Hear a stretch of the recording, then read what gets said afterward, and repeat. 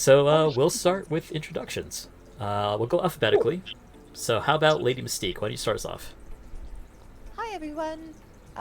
Most of you probably know me. I'm Lady Mystique. I have been a femdom for 17 years now. I own Yes Miss, one of the largest femdom-related discords of its type. I'm not active there, however, so don't try and stalk me there. Um, I have a background in sexology, though I do not have a master's degree and therefore do not practice. And yeah, I am friend of Atra, creator on both Twitch and Fansly. Did I miss Can we anything? say that site? I think Where did that come Yeah, from that you we weren't can. allowed to say it? I You wonder. can.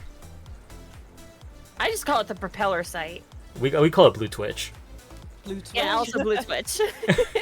I I know take lots off of this other purple people that fancy. just say it by name, and they're fun. But Yeah. I have no issue saying it, to be honest. Anyway, Bia, do you want to go next? yeah, my name's B, and I'm a lazy demon weave. That's all you need to know. I'm not real.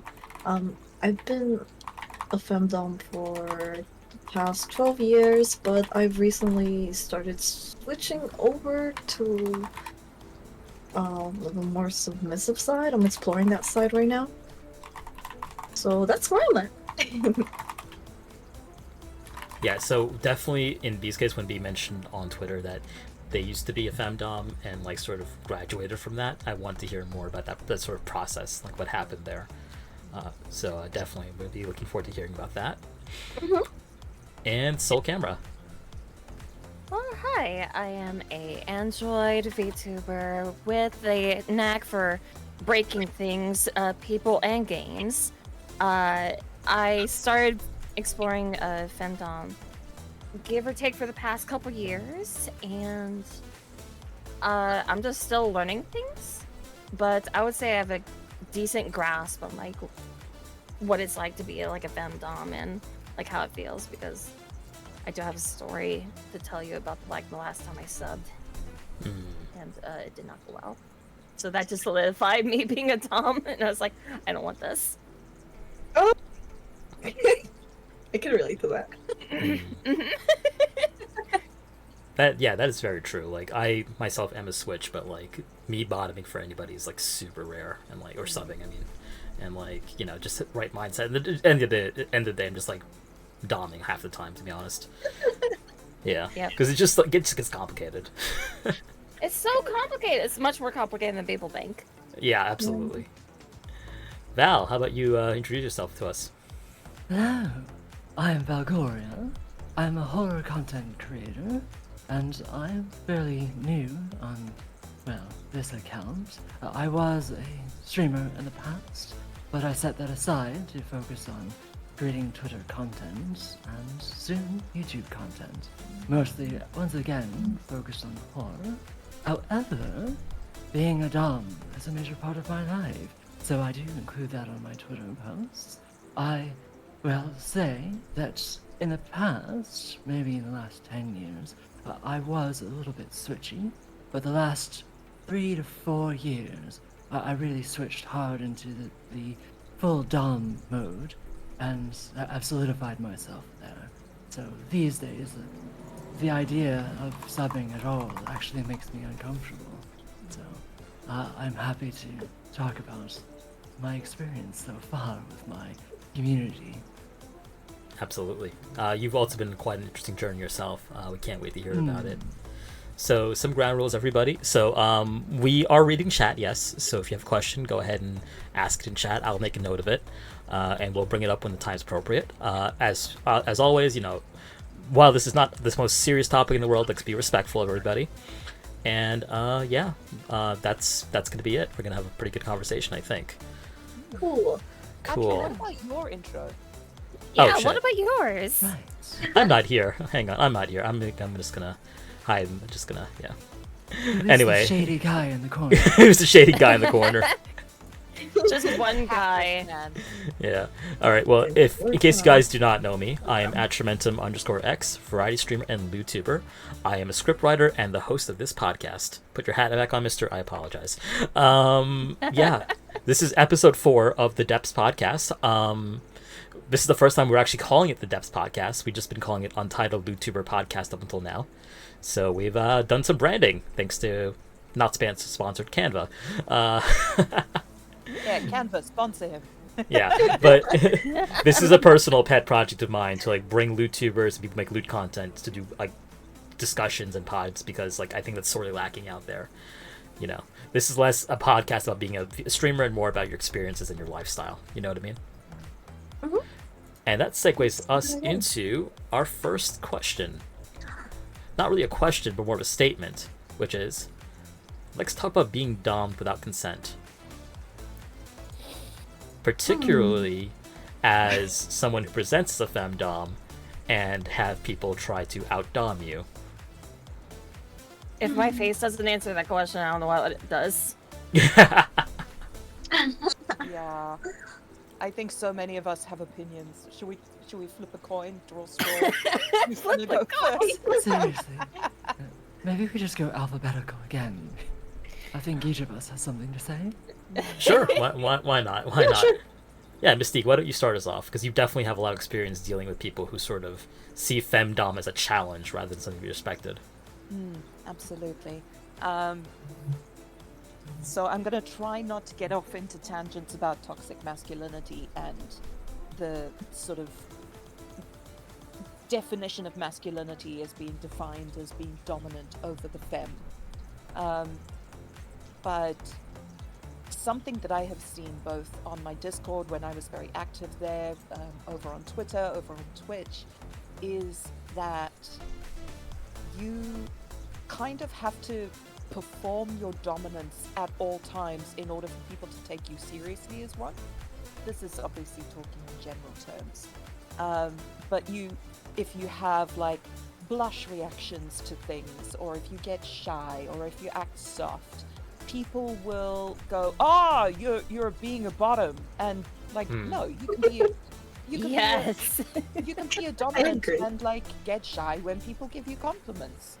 You can thirst over unga bunga himbo daddies. You can like, yeah, you can enjoy hugs, or you know, anything sort of softer and more gentle without being, yep, exactly.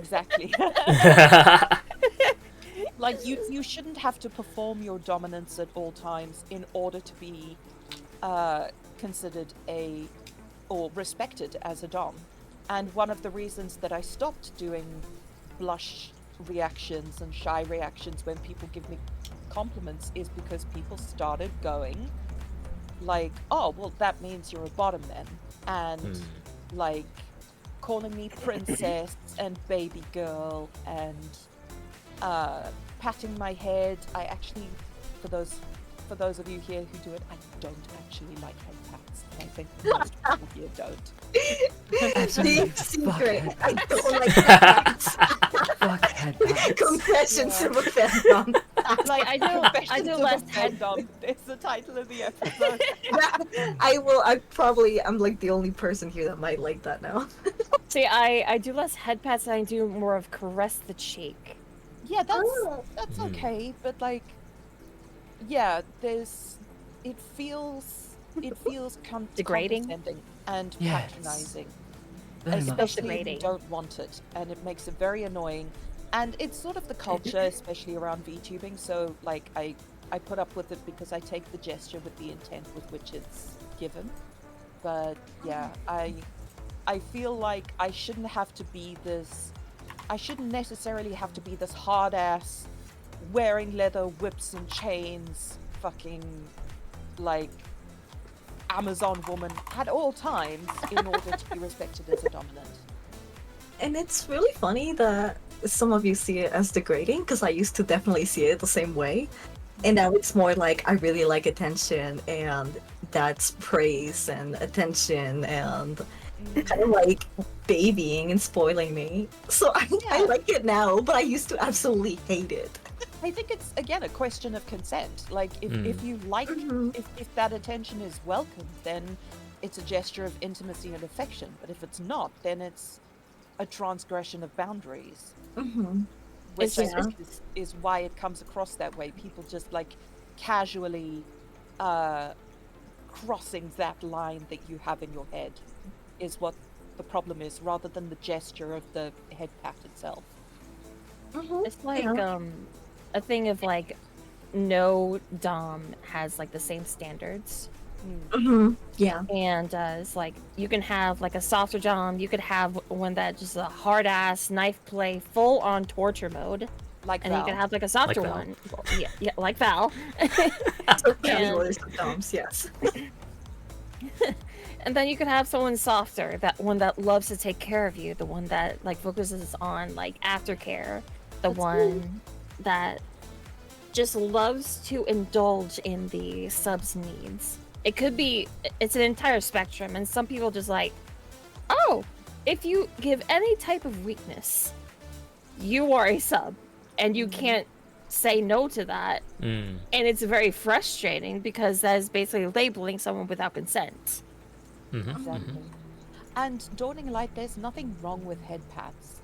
Again, it's the crossing, it's the assumption of being able to cross that boundary, because head pats are The assumption Quite that you automatically interesting. like it just because of a label. Exactly. And it's also important to recognize context. Yeah. Like when you're posting horror content or something that is not, well, asking for some sort of affection, and people put head pats down, it's a clear sign of condescension. Mm-hmm. Yeah, you are above them Mm. in a sign. Yeah, like they see your horror content and they just head pat you like, aren't you so cute, trying to be like scary and shit. It's like condescending. Yeah. And sometimes, like, you know, I have friends of all ages above 18 as a VTuber, and like I'll have a 20-year-old that I'm like having a conversation with head pat me, and I want to be like, I am 35. You. I hold rank over you in age alone. Exactly.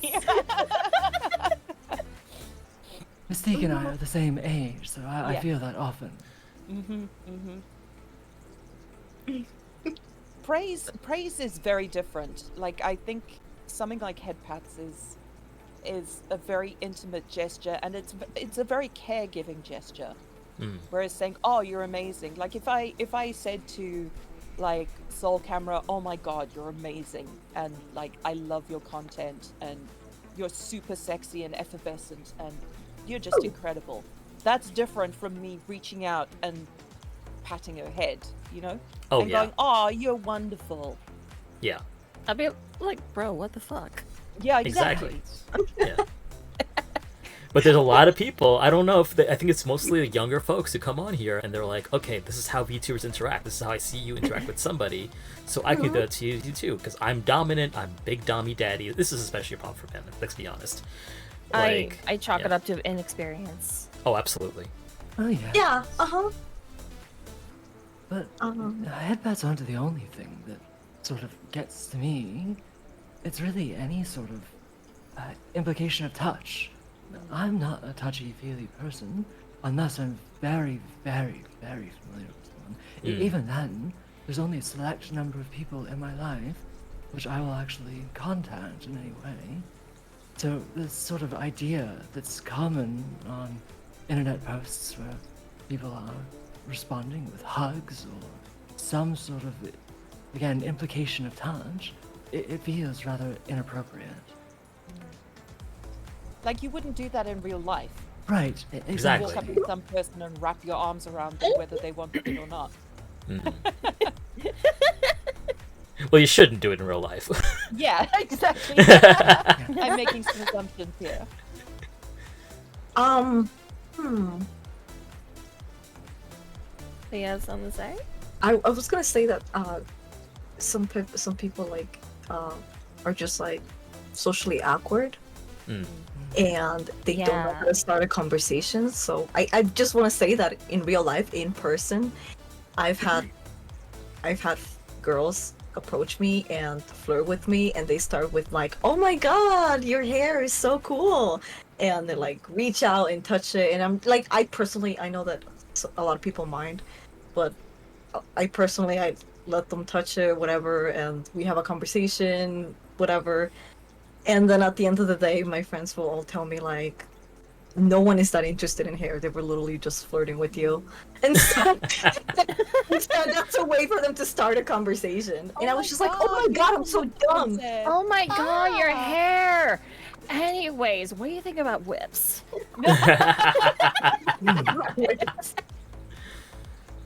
You wouldn't download a handbag, exactly, Faye. How do you feel about knife play? I think it's cutting edge, but it's kind of pointless in the end. Oh my god. God, you're It's so bleeding corny. that kind I of love guy. it. Can we ban the host? I need to get a handle on it. Hi, Twitch. How do you ban someone from their own channel? Asshole.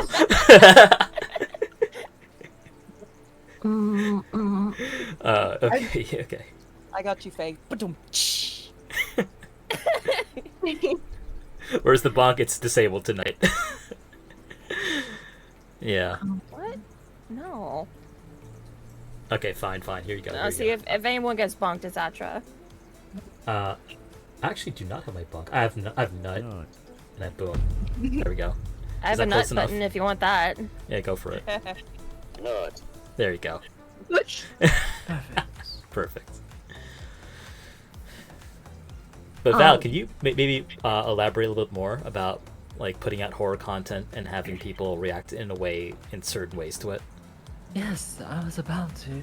Wait, I was interested in the knife play thing. Like, I'm kind of curious about it because I've been I've been asked to kind of participate in a couple of knife play scenarios, and I'm just like, I'm lost. What do you find exciting about it? Like, I'm interested. Yeah. Genuinely interested. I participated once, but it was in a very inexperienced position. Yeah, me too. And I was just Yikes. like, it was not like the best experience. No. Now, is that on So- the receiving end? That's me giving, actually. You Yeah, giving? us giving. Yeah. You both giving. I see. Yes. So, I started knife playing, I would say about 4 years ago now. Maybe just a little bit longer. And, well, the thing that has always drawn me to it is, well, I'll admit, I, have a bit of a blood kink. So, blood turns me on. Ah. And, of course, I also am a sadist, so nothing like seeing someone in pain and then seeing the blood. So, yes, and ultimately, it's very, very sexy to carve your name into someone's body. Good way of blaming them. So it has a number of very fun aspects. The biggest thing, though, is fear. It's really, really good for getting their heart rate up, especially if you've done it right. So, knife play is not always about using the sharp end of the blade and cutting. There's a good portion of it that is just show. So, one thing that I love to do is have a chilled dull blade on hand, because you can only cut in some areas safely. Otherwise, you risk, if they move or jostle in some way, cutting deep into something that would cause them to bleed out very quickly. So, it's a very risky thing to do. You have to know what you're doing very, very well, or else you can end up injuring or killing the person. And, yeah, obviously. Yes. Obviously, that's not desirable. So That sounds like an use- adrenaline rush. It kind of is, actually. Oh yes. It's like those they're Yes. standing above a long cliff. They could very possibly die if they make the wrong move, Yes. and they love it. Aroused. Absolutely. Skirouse Exactly is that. perfect. Yes. I yes. love what you said about the chilled blade, the Yes. dull chilled blade, because it can give Oh, yeah, you you- that sensation Mm. without actually doing It the feels. Yeah, sticking it in previous bodily ice. harm. Yes, it feels Sounds very too much nice like to being must in feel color. good. So you can use that. One of my favorites, and this is a little dark, but when they least expect it, running it across their neck, as if their throat has been slit. The panic is wonderful. All right. Do you do a dull blade or a sharp blade? Well, the dull blade for the neck. That's a Yeah. lot. God, you want to confess to something? I just wanted to be like clarified for anyone listening. Yes. It's like, yes. Running don't just the run nose. any type of blade across somebody's neck unless you're willing to dull it with a piece of sandpaper or something. Yes, Also, yes. So, like, so you can do buy. your research. Don't just start like sticking Cutting. knives into people. Right. Yeah. Right. Wouldn't Like, it- the heavier Don't just the stick your knife in sort of some amount way. of harm that you can do your research. Look up how to do it safely, safe, sane, and consensual at Exactly. all times, Exactly. and risk-aware consensual kink. Right. RAP Yeah. and Right. SSC. Ahead of time, there has to be, as Mystique said, lots of research. There are safe areas, or safer areas. Knife play is intrinsically not safe. So you are taking on risk every time you hold a blade, or you're on the receiving end. But there are areas where you can minimize the chance of serious injury. And then for anything else, as Mystique mentioned, for the throat especially, a dull blade. You can buy practice knives for juggling and other things that look convincing, but are completely dull, even duller than a butter knife. So they're very safe to use in those areas. Oh, Okay. that actually makes sense. Yeah. You know, with you, it's like this sentence really comes into play. Don't scare me, I'll come. I love that. That's Ah, very much fear valid come. aesthetic, I think. You know what? Yes. Bounce your booba if you're a sadist here.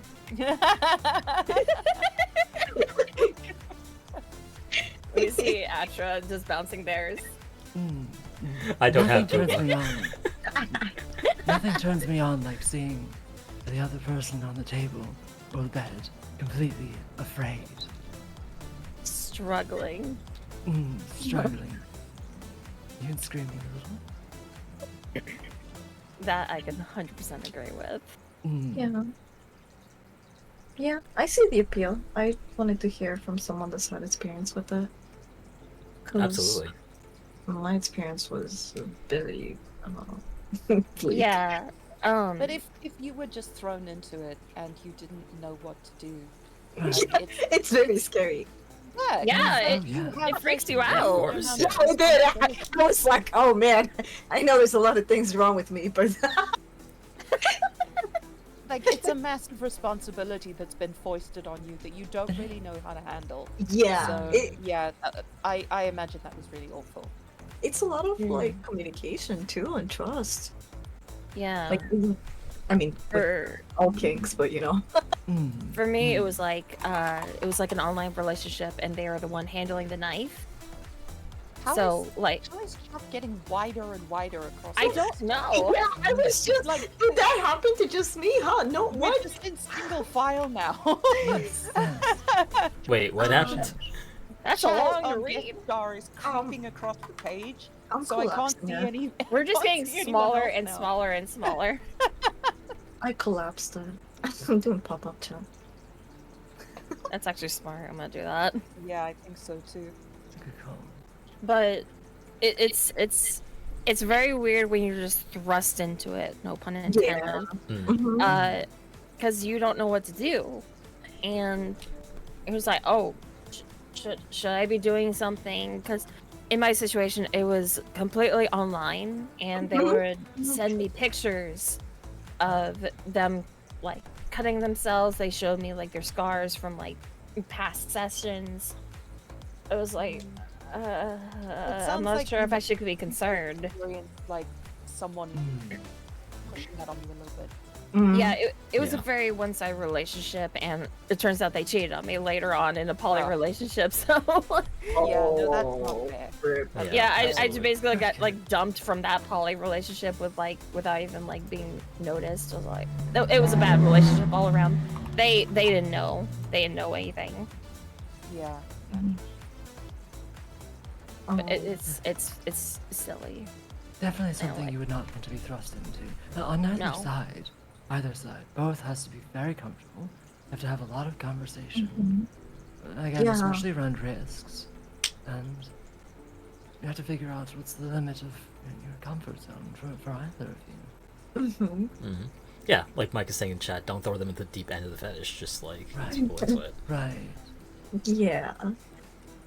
And for me, in my experience, I was like, oh, this is gonna be easy because I'm a natural sadist. So Yep. I was like, hey, this is gonna be easy. And then I was like, wait, I don't want to be liable for you. Like, yourself, because it was an online situation too, and they were like, oh, you can guide me and you can tell me where you want me to like cut myself and stuff like that. And I was like, if you do it wrong, do I want to be like in That wording is a yeah, bit. right? No.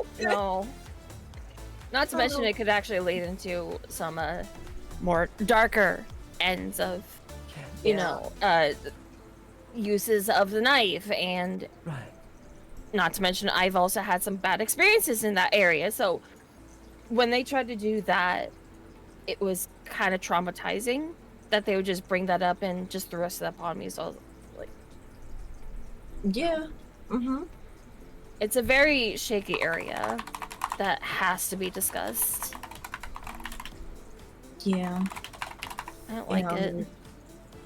Indeed. I have a The question way for it's you handled is guys. just bad. Speaking What? of like dark kinks, do you guys know what a swirly is? Yes, I think so. Wait. Actually, you know what a swirly is, and none of these girls answered.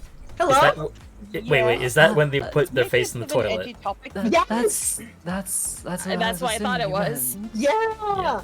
I just learned about that like 2 days ago.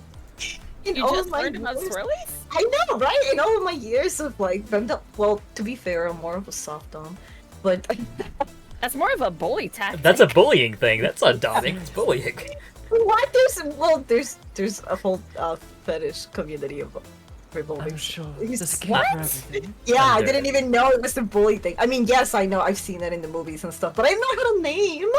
Oh, you didn't know there was a fetish around it. Oh. Yeah, I didn't know I had like a name and like a subcategory of fetish. That's insane. It could be to me. like on the point of like being forcefully drowned in a lighter sense. Yeah, some of that, Hey. some of the humiliation. Or Faye actually had a really good question before we get too deep into swirly territory. Hang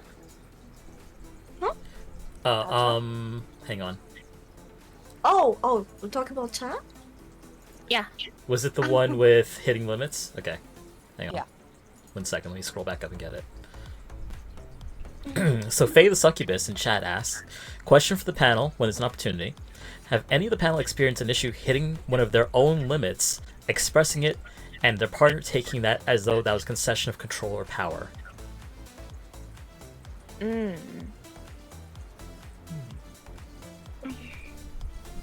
I have definitely had the first bit, Yes. not the second one. Yeah. Yes? Question mark? In It's the a nice very way, rare really. occurrence that we don't really think about. Yes. I've certainly hit limits with my partner. I have a long-term partner, Fuzzy. He's been my partner basically since I started becoming a dom, and pretty much since I became sexually active, like that same year. I started dating him, then we got married a couple of years later. So we've learned a lot about ourselves and BDSM together, and had to have a lot of conversations about hitting limits and exploring why those limits have been hit, you know, if there's any underlying issues that we need to address, and you know, ways to perhaps get what we want if there is a kink or an activity that fills a need for someone and it's a limit for the other party. What is happening? You're upside down? Oh, sorry, I was just welcoming the raiders.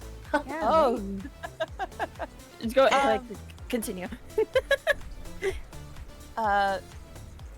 I've lost my train of thought now. So you're talking about you and Fuzzy communicating boundaries. Oh, yes. Yes. And people think that as the dominant, you're not supposed to have boundaries. Right. Some people think. You know, you're just supposed to be into everything and able to handle everything. But, you know, dominants are people exactly like submissives and vanilla people, tops, bottoms. And there were times where there have been, we've been mired in the very sort of sexist, misogynist culture of that I grew up in South Africa, where I wasn't into gender play because I felt like I needed Fuzzy to be a man, because that's the only way I felt safe, was to have a man around, and that he was less of a man if he was sort of playing as someone of the opposite gender and exploring someone of the opposite, exploring the opposite gender. And like, obviously I was like 19, 20, very young, and Yeah, you were hadn't examined conditioned these like things. that. But now it's like a core part of our lifestyle, and he can express his gender fluidity because I've explored my own sort of my own relationship with gender, and made changes. But we had to have a very honest conversation that, like, I was also really insecure that he looked better in my clothes than I did. Oh. Because I have all the body image issues, and when he put on like one of my denim skirts and his legs looked amazing, I was like, okay, listen, this isn't about you. But I had to have that honest conversation, and it can be very difficult to admit that you have a limit if it's rooted in some kind of a deep psychological issues or traumas that you may have. If you just say like, okay, I'm not into knife play, and if I was to tell Val that, that's like, okay, I'm not into knife play, it's not my thing. But if I was to like discuss something that had a much more deep psychological connection for me, you have to be able to be open and vulnerable and be able to explore that with your partner. And I think that a lot of people who don't really like deeply participate and understand in the lifestyles don't realize that. And they again think that any kind of vulnerability is a concession of power, and that you are lesser because of it. I wonder if there's a link there with the whole like expectations of toxic masculinity. And I think like, so. being Let on it be a top. discussion of power instead of a struggle for power. Oh yeah, Yeah. absolutely. Right. Well, and I was about to say that I think if there's any dom that says that they've never hit their limits, I've probably never actually dommed. Yeah, I mean, probably. I've been in the community, talked with many other doms, everyone at some point has hit their limits. So, and especially when you're first starting out, look, when I started out, there's things that I would never have considered doing that now I absolutely love. So, we go through this sort of journey as doms, sort of experimenting, feeling out what's right. So, everyone hits their limits at some point in the journey. Yeah. Yeah. This does also remind me of that, something that Mystique brought up at some point early on in one of the podcasts about using bottom as an insult, especially when it comes to like males, like because it implies penetrative and it applies like feminization and all the I don't like toxicity. that. Exactly. But like VTubers seem to have only one joke these days, and it's like, oh, you're a bottom, you're a bottom, you're a bottom. And you can see like even like chat like streamers who like joke around about it, like they have a limit, like if chat's just like going at it with them, like that kind of sort of thing. Well, Shoto had that problem. He had to like make a video laying down a boundary because the bottom jokes were getting on top of him because he was a switch, and people were just like hammering him with the bottom thing. Yeah. Yeah. But like one of the most common questions that we get from DOMs on Yesmas is, my partner wants me to do X, Y, and Z, but I don't want to do it, and like, how do I deal with this? Because they feel like it's their job to like be into everything and to cater to the sub at their own expense, which I think is a great shame. Oh, I also- actually. Oh, go go ahead. ahead. I Uh, swear fir- to God. First Val. Val, you go first. But I remember us talking about like it's like if a dom, I'm losing my train of thought. Val, go ahead. Sure. So I was about to say real quickly that I've also always taken issue with the idea that the partner that receives penetration is inherently a sub. Well, it's inherently sexist. It doesn't, to me, intrinsically mean that you're sub at all. No. It's just the tools that you have available to give your partner pleasure. It's nonsense too. And again, it's all about this sort of toxic masculinity thing. That men are intrinsically dominant over women. That I think leads to this idea that if you receive penetration, that you are intrinsically a submissive. I hate Yeah. that.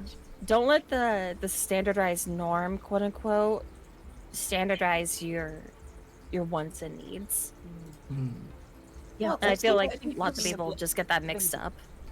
Yeah, and if I you're think giving constantly blowjobs are is an inherently submissive act, but I've made people cry by like overwhelming them with sensation and pleasure. You know, I didn't like bite their Yeah, dick off or anything like that. I'm but pretty sure yeah. all of us have done that. Yeah, exactly. But it goes back to a lot of toxic masculinity defining itself in opposition to the feminine. And you have to be sort of not emotional because women are emotional, or you have to be big and strong because women are small and weak.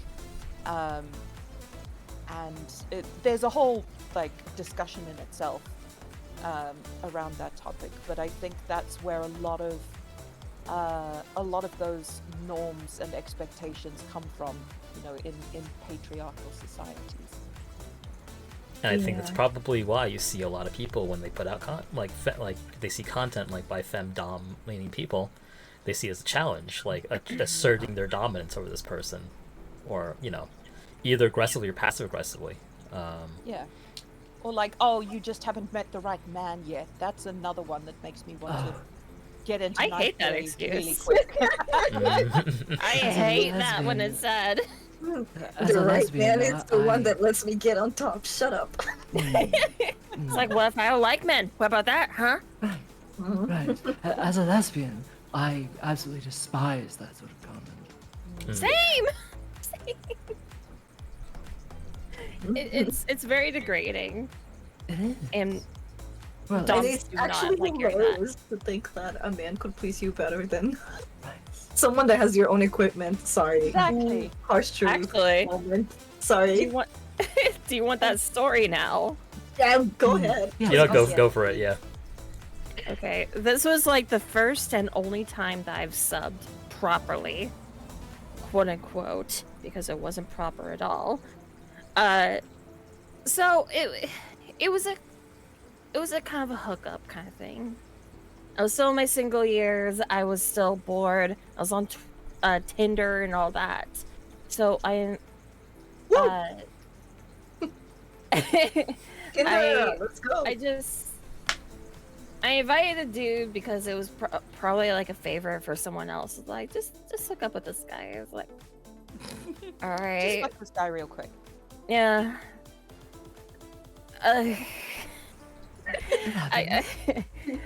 We didn't get the penetration. It was so unpleasurable that he only ate me out, and I just ended it right there. It's like, all right, you can go. Oh God. Because he smelled, he was on the bigger side. It was so unpleasurable that I didn't moan a single time during that time. Smelling It bad, was- it body was size, I don't so care. Smelling bad, God awful. No, didn't even kiss. It was so goddamn awful. I was like, I was so off put. I was like, this is what I have to do stuff with. So in this case, he was Yeah. trying to be dominant in that situation. He was trying to take control. I was like, no. I couldn't even muster a fake moan. Damn. Yeah, I mean there's It's a Simon testament. said. And he was Yeah. the type that was overly slobbery. Oh. Yuck. Yeah, it was so. It was.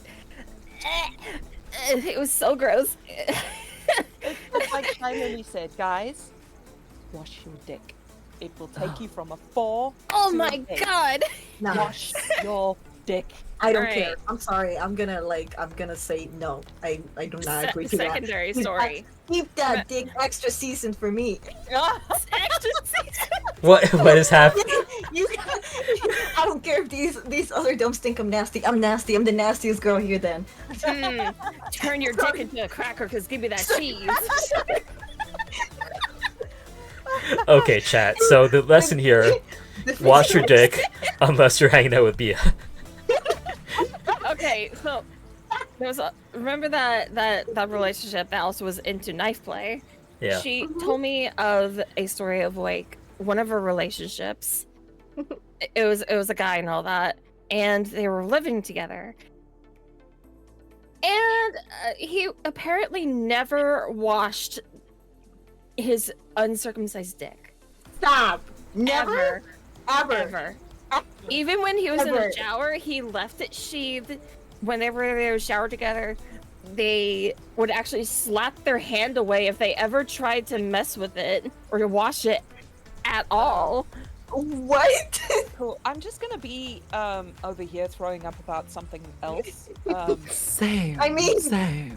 So But it was extremely disturbing. So I use that as a story. It's just, please. Okay. Well, that's not the PSA. type that I meant. I want seasons. Wash. Wash your dicks for the love of God for anybody that, like, if you care about anybody that you're making love with at all, please, for love of God, do that. That sounds more like it was in fermented territory at that point. Like, Dude, that is like fermented wine Becoming that's It's rotten. stomach. and crawling It's away on challenge. its own. I mean, And she still gave him BJ's. oh my god. That's like when you have a mouse problem. Like the Damn, that they become cooked them. sentient, crawls away, and you just turn on the light, and the dick just scurries under the bed.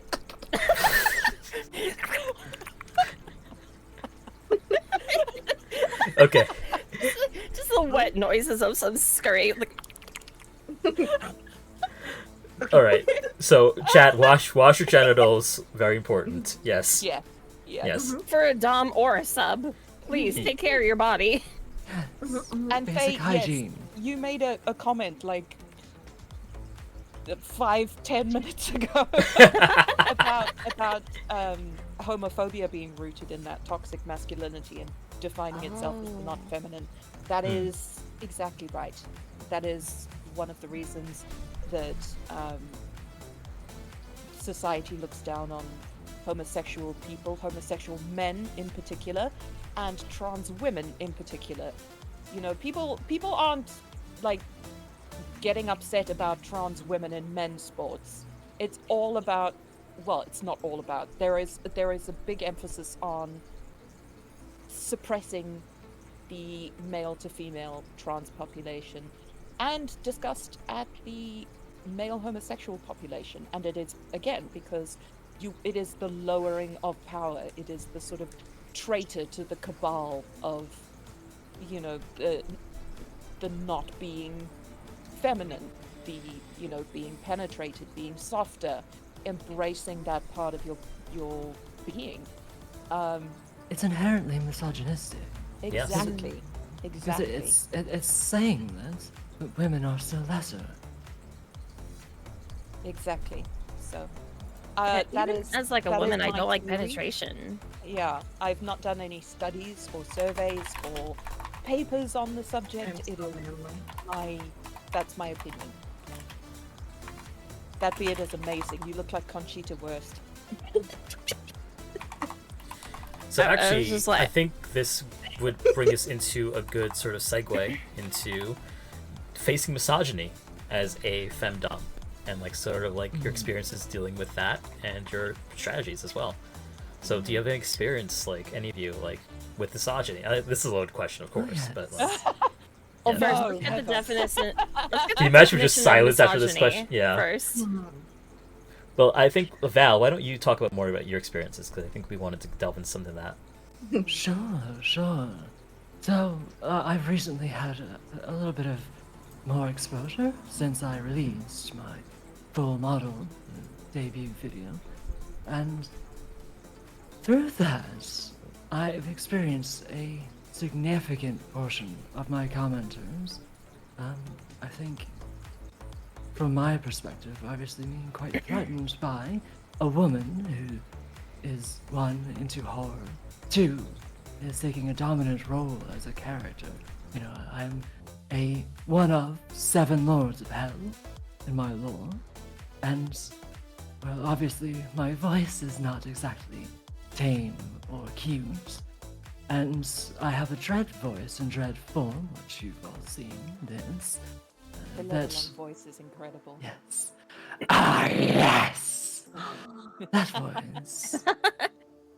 So yes, I have, a lot of various intense ways of presenting myself. And of course, rather than receiving comments about how cool it is, which I do receive some for people who really enjoy it and appreciate it for what it is, but a huge portion of them are people trying to one-up me, sending either, the Doom guy, the Demon Slayer after me, or that they themselves are so much more powerful than me in my own lore, and they're coming to end me, or whatever.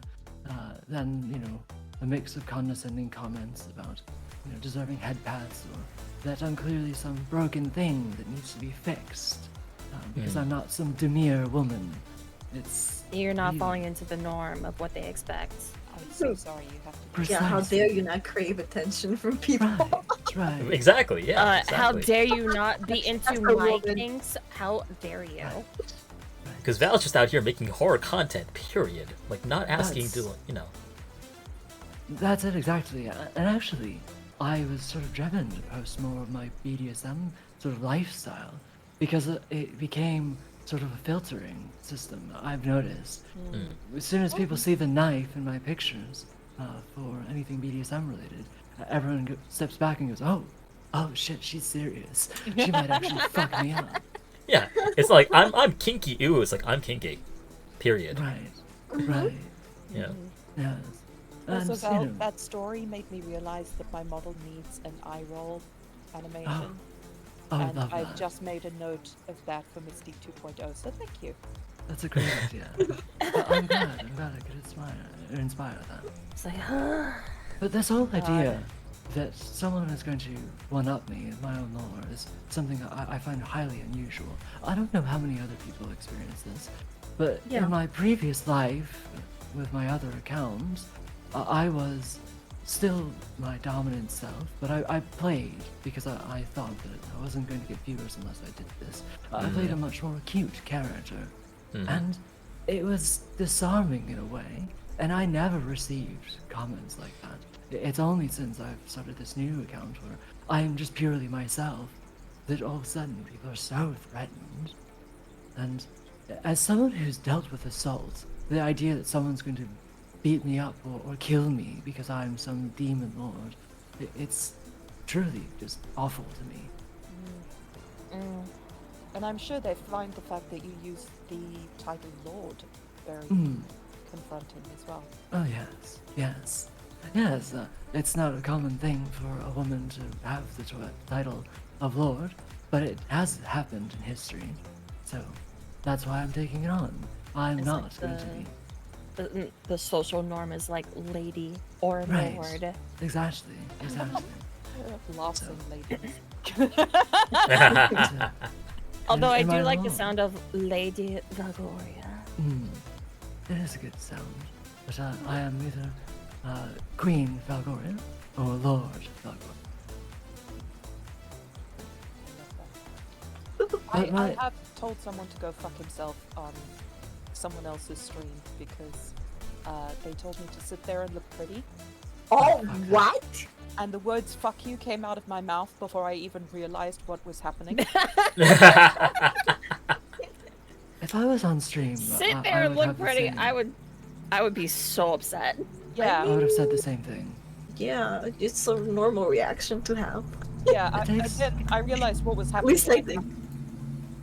Was like, no, you don't talk to me like that. Like, but yeah, I- the word fuck you just came out of my mouth before I Anonymity just makes people go crazy sometimes. Oh, it does. I've it had does. like a similar reaction, except I didn't say "fuck you." I said, "Excuse fucking you." Mhm. Um, So as far as the dealing with that sort of thing, I've done mostly just the strategy of ignoring people. But occasionally I will, when I see something that's a hard no, will block them and tell them why I'm blocking them. And I did put out a post recently about my boundaries around anyone posting anything or commenting in any way demeaning towards me, that I will just block them. Which helps somewhat, but Yeah. of course not everyone's going to see it, and that only matters to your followers. You're always going to get randoms coming in who are seeing your post for the first time, and they're going to jump to that bullshit right off the bat. And also, That people is- who don't respect you don't respect your opinions. Exactly. So if they don't respect you in the beginning, like you're only going to get limited success with those people. Right. Well, not to mention, if they don't respect the rules of the chat, then they shouldn't interact with community at all. Precisely. They don't even deserve to even give attention to them. You've lost your speaking privileges. Exactly, Faye. Yes. That's why ignoring them, I think, is often the best strategy. As much as I'd like to fire back at them, really, ultimately, all that's going to do is collect more people who know they can get attention through comments like that. And It rewards that behavior Yeah. because they just Right. see engagement. They're like, oh, well, she Right. answered, so yeah, I'm we're gonna keep totally going. feeding the trolls. Exactly. Literally. Exactly. Like an act of digital self-harm at some point as well. Like I get off on some, this person rebuking me, therefore I will manufacture situations in which Right. that happens. Topic from the bottom, something that I'm sure everybody here is familiar with. Yep. Sorry, I hit my mic. You're fine. As long as Mike has consent. Anyway. Yeah. Did you hit consensually? Yes, with my tip, just slapped it.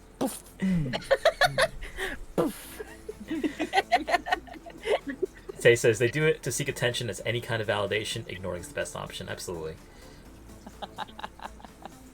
Sorry, someone in chat just went, I consent. Oh, I just got that. a mic. It was a mic. I love that. That's hilarious. Type 1 in the chat if you're consented. See us Like two if after you're Mike. stream.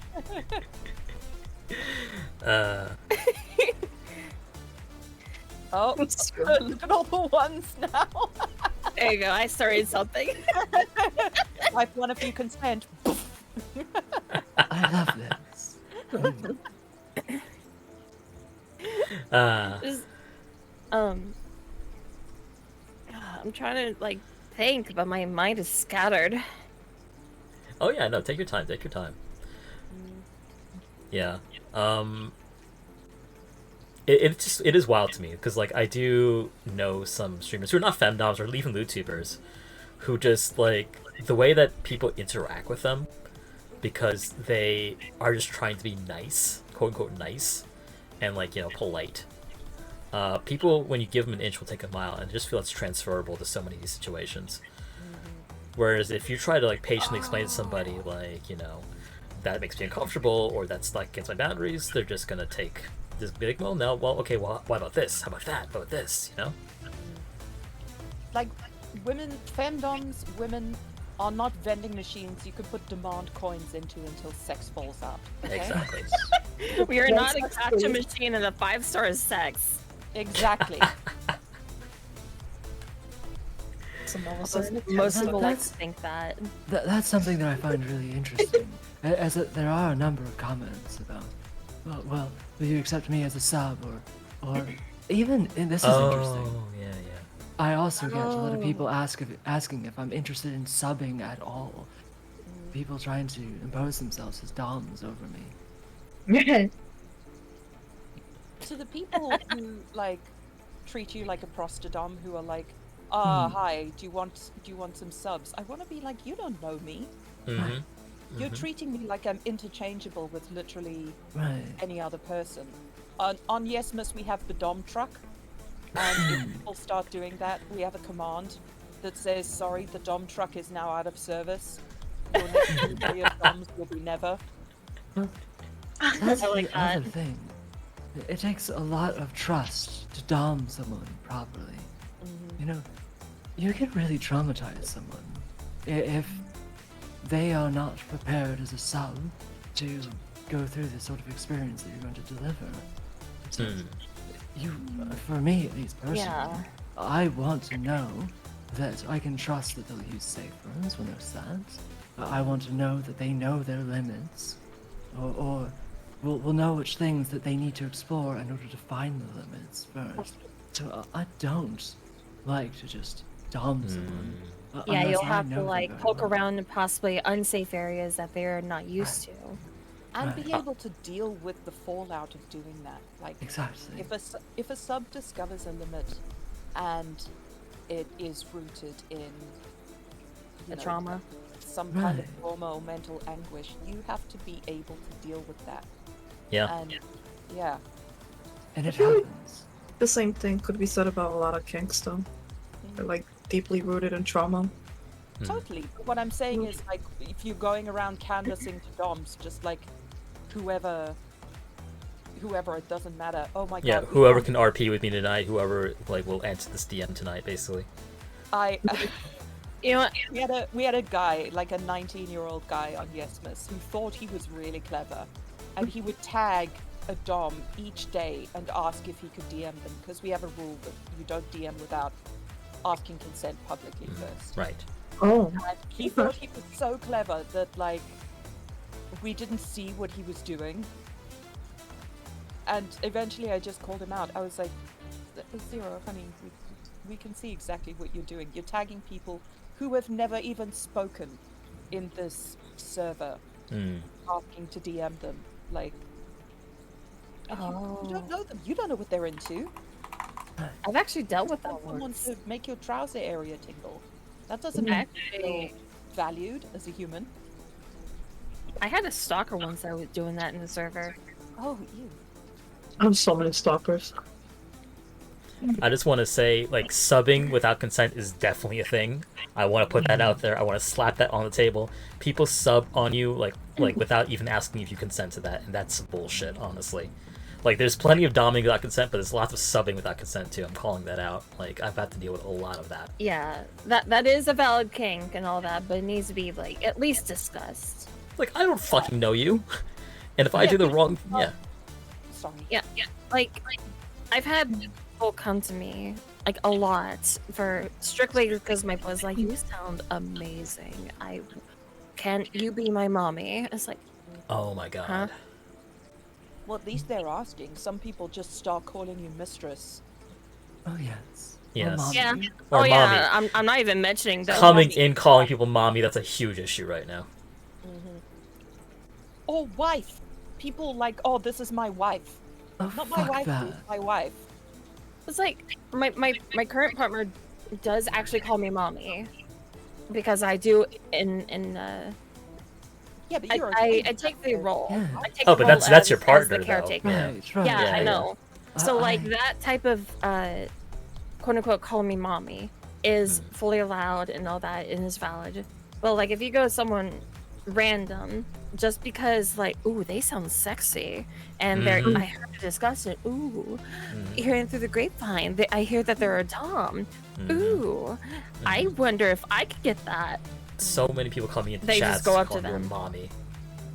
I personally don't mind people projecting their mommy issues onto me or calling me mommy, as long as they're respectful about it. Like just yeah. kiss my ass. Exactly.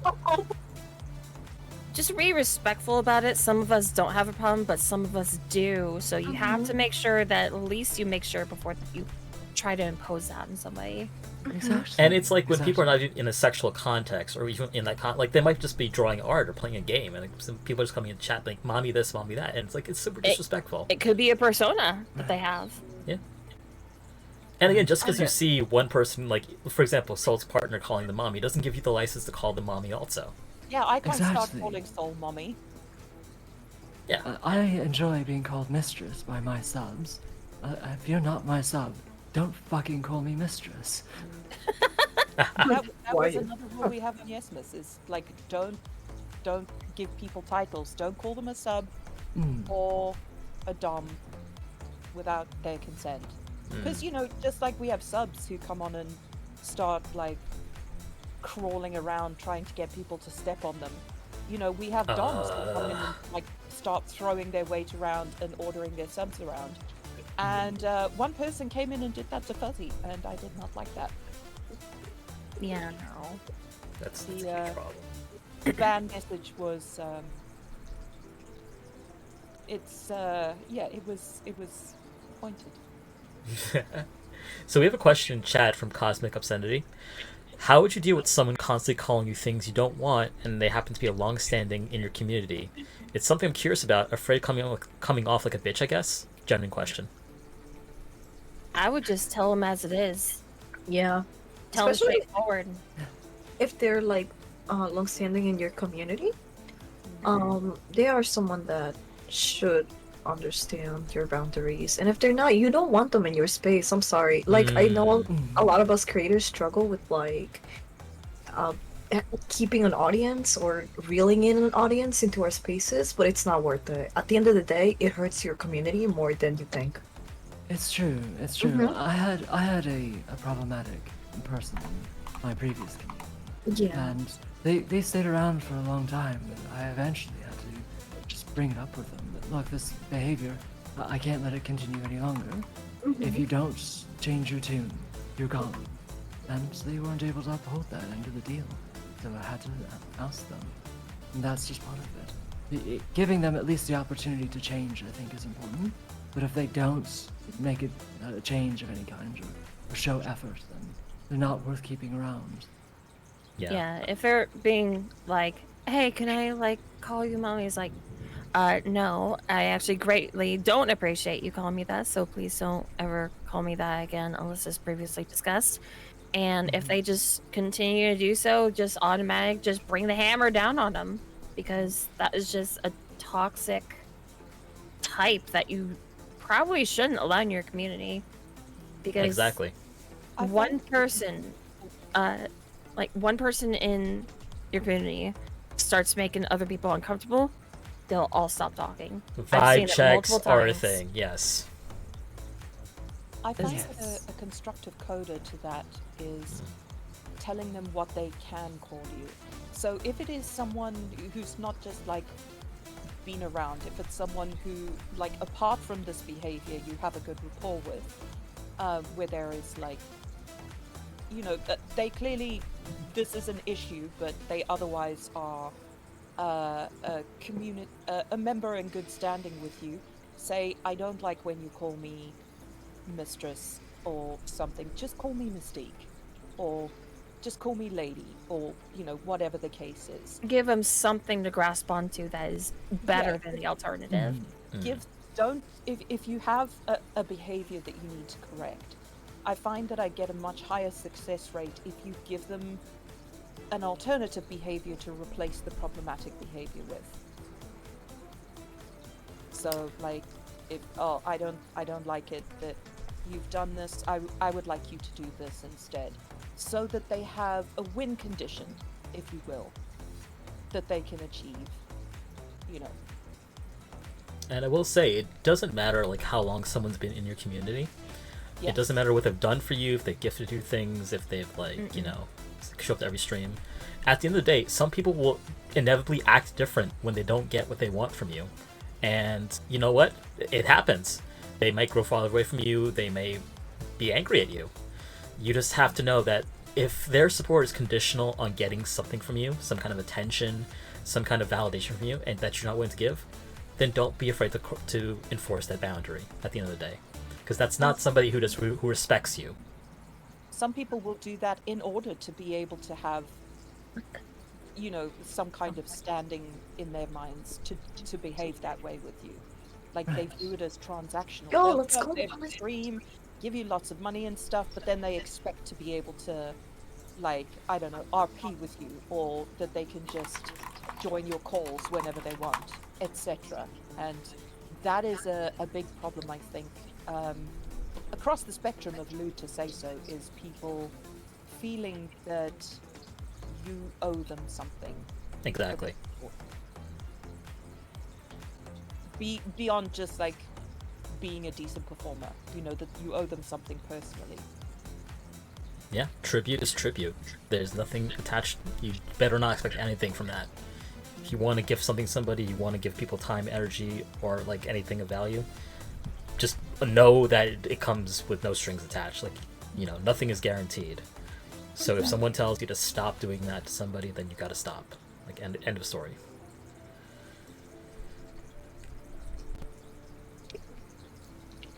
Also, Random people yeah, I read don't know. from a while ago, DOMs being like, "Oh, you're a sub. Can I DOM you?" That's also a big problem. Oh yeah, and that's a huge thing I've very seen. gross. Yeah, I would not sub not shopping. hang with a DOM that was just like, "Oh, a sub, therefore I must DOM." Because Nice. again, it's dehumanizing you and reducing you to your label. Yeah. Or a label. A sex object essentially. Something for their titillation. No desire to know you or to like understand you or whatever.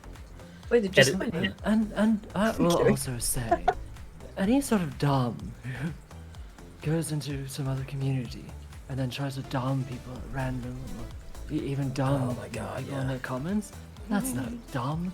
That's a pathetic person who's just trying to feel better or self-important. It's Yeah. so They're it's trying to so lame. validate their own power in their own minds. Yeah. Mhm. I mean, honestly, There's That's something not about showing VTubing confidence. That's too. showing weakness. Yeah. There's something about VTubing that like lends people to being like, oh well, that's just my character. I'm RPing right now. Oh yeah, those people are so Yeah, funny. my God. Yeah, well, I'm not. Fuck off. Why is your Right. why is your character acting like Louis C.K.? Why are you basing him off of that? You can just RP right into C. Thank you very much. yes, My lord, is cannot that R. stand Kelly? people who RP in comments. It's just Oh obnoxious my to God. me. It's so obnoxious. Those people are Like, pain in the I- ass in D&D too. Absolutely. Oh, I don't like. I'm okay with RPing, but as long as it's like within reason. Within reason and within context too. I mean, Yeah. Yes. yeah. One thing I can't stand is when, like, someone's clearly horny for you, whether that is returned or not, and like you're trying to just have a regular conversation, and they take every single comment and turn it into Oh my some God. kind of Yeah. like, Oh my gosh, those people are so quotation annoying. or horny like retort, and it's just oh my God. Yeah, like there's nothing wrong with like horny jokes or like sneaking something here and there, but like you know there's people that are waiting for the chance, Mhm. and every conversation that you have with them, you could almost see it coming a mile away. Yeah. You can't say anything because they slip something horny back at you, and it's like, no. I did not consent to this. And you're like, oh my God, I just want to sit and have a conversation with my friends. Like, can you not? Mm-hmm. Well, there is also like thing like personally, I'm just naturally flirty. I'm a naturally flirty person. I will throw compliments at you. Mm. Of course, but it's like you're having a conversation, and I'll be like, hey, Atra, you know, I went and bought some bubble gum today, and they'd be like, ooh, you can blow me anytime. Like- I think what you're trying to say is that like they escalated. They Yes. escalate it. Exactly. Yeah. Yeah, It like doesn't it's not just raising move on people to up, it's just very escalating common. everything into horny, yeah. Yeah, Uh-huh. like, Yeah. it doesn't stop. It's just every single time they talk, it's about like, oh, I'm horny for this person. I'm horny for this person. And it's disrespectful to the other people in the conversation. Oh my God, yeah. It's just like Yeah. Yeah, in a public ignoring instance, their part. at of- least. Yeah. I will eat you like a Big Mac. I'll turn you into a Happy Meal. I'll make you a flurry. I'll be the meat in that sandwich. I'll break your ice cream machine. Like your ice cream machine. Want me to make you McFlurry? Sorry. It's okay, we're just McRibbon over here. Man, this is a Wendy's.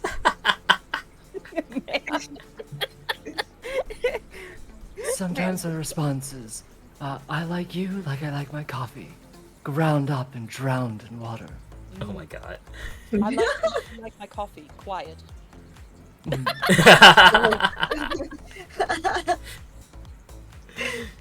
Yeah, but for real, like, this just ties back into we're lootubers, yes. We're doms, yes. We're not trying to dom people all the time. We're not trying to be loot all the time either. It's like I like you how I like my Imagine, tea. like porn wet. stars just trying to live their lives, and people just trying to treat them like porn stars, and All the like, time. yeah, I just can't imagine what that's like. Not even porn stars, like just freaking escorts, you know? As well. Like, honey, that ain't for free. Right, right. I charge a performance fee. I'm not just some prospect for you online. I'm not on Twitter to be on a dating app. Some of these people out Although here there are is- here. Yeah. Community. I know. There is actually a VR chat like dating app. I'm not even kidding. I'm Amazing. sorry. Honestly, not the worst idea I've It's heard. not that I paid for funny. Tinder, so I'm not one to say anything. I think with VTubing, we're in kind of an interesting position because we straddle that line between, like, you know, the anime characters that don't exist that people do have, like, parasocial attractions to, and, like, buy all the merch and just, like, love that character, and real people. And some people struggle to differentiate from both ends of the spectrum. Yeah, I can see that.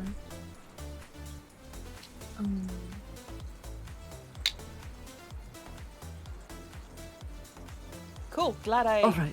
killed the conversation. No, No, we're no. taking a little breather there.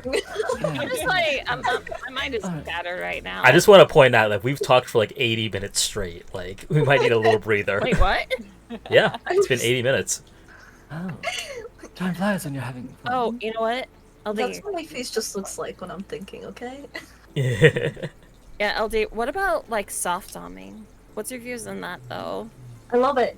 It's my favorite method of filming, in my opinion. Well, like, Yes. do you see some people like just get the wrong view from it? It's like, what is like soft doming and what is like they see it as a potential like way of getting on top of you, quote unquote. Well, yeah. In Like, my opinion, because I've been like a rough, like a hardcore dom without being a soft dom before, I don't think it's any different than the advances that you already get as other subcategories of being a dom. At least for me, like, it never really stopped. It's just about how I've reacted towards those people. Because some people really are challenging. Some people are just they don't know how to interact with you. Some people are just dumb. well, yeah, they lack the emotional intelligence. Like, Yeah. they may not have experience, or they may like not be like well adjusted, is the word I'm looking for. You know. Yeah. But when you're a soft, so I'm a soft dom. Like, I'm not dommy daddy in the slightest for anything. But like, I do find that people get addicted to BFE vibes from you. Like, they'll hit you up on the daily, sometimes multiple times a day, just like be like, oh, you know, can I get a hug? Can I get this? Can I get that? And it's like, you know, treating you like a vending machine. Like, and I'm not sure. I'm sure you must deal with this too, ladies. But like, definitely there is this idea, like, if they can get some kind of interaction from you, like, it becomes this sort of like relationship where they're just constantly coming to you for good vibes, or like, you know, it becomes kind of toxic, honestly. Yeah, I know what you're talking about. Yeah. For less experienced people, it might be useful as well to define the difference between like a hard dom and a soft dom, so they know what we're talking about. Well, I always saw it as more of a spectrum, if I'm being honest, because one can Yeah. also be simultaneously a soft dom and a hard dom as well. I'm Right.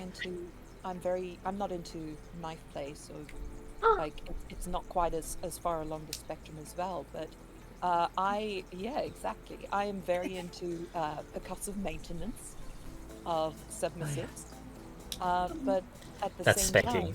time, yes. Well, it's spanking, flogging, whipping, you know, all those good things. Just making sure people know. But I'm also into like softer forms of domination where you are perhaps a caregiver, or further along the spectrum towards the harder, you are sort of a patronizing, doing like a condescension and like a little bit of humiliation, like, "Aw, you're so dumb, baby. Aw, who's this?" Yeah. You and me and music, we're kind of similar in that way. Yeah, I think we are. So when we're talking about hard and soft, people think soft doms are incapable of being hard and vice versa. Yeah. But a Yes. hard dom, who's into the whips and the chains and the things that act upon the body, can still be soft and caring and kind and vulnerable. And a soft dom who is into gentler and perhaps more Affirmations. mental, acting more upon the mental side of things, or Caring know. for you. yeah, or like using sensations of pleasure as opposed to pain, Pleasure doms, yep. are like incapable of being hard. And I can be extremely cruel and have in fact, posted pics of stripes that I've given Fuzzy online because, he needed some percussive maintenance, and I gave it to him with several tools. It's like that Twitter meme that's going around, like soft BF who like rearranges your insides when you misbehave. Yeah, exactly. Oh, yeah. Yeah. You just see So everyone's like, that- yes, And yes, even yes, yes, me, yes. even me, When we talk about hard versus soft doms. even me, I love being hard, but, one thing that I often will tell the sub, if we're going to have a serious session, that they have to have the next day off. And I really focus on aftercare because, well, one, I put them through the ringer, and walking around after that is sometimes hard. But, what I do is very intense. Very, very intense. So, I have to also be very good at caring for them because it's a very emotional thing to recover from having that much done to your body. Some That- people have broken down that I've seen when they went through that Oh, amount of yes. like Yes. that, well, quote unquote, torture to the body. There will be weeping. There almost always is some weeping. Yeah. Or And so, even when you're doing a softer scene and you hit upon something that touches on a trauma or a deep emotional need that people didn't know they had, particularly men who have been in those very conservative paternalistic cultures, they can also break down and need a lot of support to be able to process what they've just gone through. Pardon exactly. me if I cut you off, Val. No, Like, oh it's, shit, a partner that actually cares about my wants and needs. Oh my god, I'm gonna break down. I've actually seen that. It's quite sad. Yeah, it's the first time they may receive that kind of intimacy because they're always told to be like the dominant one, the hard one, Right. And you can also mix being hard dom with soft dom in some fun ways. Yeah. So for me right now, I have a full-time sub. So she follows rules that I set, and there's rewards if they're achieved, and if things are missed, there's punishments, and they're hard punishments. So it's in a way, the rules that I've set have all been around self-care and making sure that they achieve the things that she wants to achieve. So it's all about care, and in sort of a soft dom sort of way, but it has the hard edge then of the punishments, the looming punishments that I've set. I would like to hear some of those punishments later. I'll give you some ideas. We'll have to trade some. Do you Yes. find that Some ideas. they may try to transgress that to get the punishment, or are they just is the consequences like too high for them? Well, they have sampled some of the punishments, so now it's up to them if they want to push that any further, which they might. They might. Sometimes they enjoy the punishment, and that's fine too. I mean, obviously, they enjoy, the harder aspects of the dom experience that I provide. So the punishment might even be an alluring thing at times. But I feel like I'm like scraping up against like the bratting like element of Oh, like, yes. you know, Yep. But if people try and top from the bottom and like put you in a situation where you give them something that they want without like necessarily your consent, they try and manipulate it out of you. I find the best way of dealing with that is ignoring it and not giving Yeah. into that behavior. Mm. Though I'm not saying you do that, Val. That's just a thought that I had while you were Oh, yes. talking about Yeah. Well, that's just Yeah, like if it training was- a puppy. Right. Mhm. Well, if it is serious, it is serious. If it's something that Sometimes really it does- quite literally is. Mm. You know what I'm talking about. Yep. Training a Oh, pet. yes. Oh, yes. I there know is exactly what you're talking about. There is actually something. Can I go on a Go for it. Yeah, go for it. minute or two? There are different kinds of reinforcement that you can use when training any kind of behavior, whether it's in a dom sub context or not, which is positive reinforcement, negative reinforcement, and punishment. And people often conflate the last two, but they are very different things. Positive reinforcement, I think everybody understands. Like you get a reward, you do X thing, you get a reward. That's positive reinforcement. Whether it's like an actual tangible reward or affection or approval, that's positive reinforcement. Negative reinforcement is the removal of a negative stimulus as the reward for the behavior. Like if you're riding a horse, you pull on the reins, they slow down, they are rewarded with easing of pressure on the reins. That is negative reinforcement. It is not the application of a negative stimulus, it is the removal of a negative stimulus. Punishment is the application of a negative stimulus in response to an undesired behavior. So, again, just so that you know, like, what we're talking about and how we are using positive, negative, and punishment to sort of achieve whatever goal we're going for. That's Yeah, that's a good excellent point. clarification. Yeah. Excellent. Thank you. Yes, I have a and question. okay. Do you guys have experience with people that try to dom you, but they find out that they actually rather be submissive and they didn't know that? Oh, like we awaken Yes. that in them? Yeah, like you awaken that. That's happened to me so many times. Yeah. Yeah. Like when Fuzzy and I started out, we thought that I was the submissive and Fuzzy was the dominant. Again, because of that sort of patriarchal society, gender role expectation. And we found out fairly quickly that was not the case. But I did think that I was a switch for a long time. Mm. It's like one of my friends, like both of us, like we call ourselves like I call myself the top, but they're like a possible switch that leans towards doming. But like I'm one of the few exceptions that actually can top them properly because I understand like how their brain works and all that the most. And it's become just like we mutual top each other kind of thing. Exactly, and topping and domination are different things. Like, I enjoy, being topped on occasion, but that doesn't mean that I'm less of a dom. Exactly. Damn, you guys are having It doesn't calls put our now. role into jeopardy. Oh, okay. Oh yes.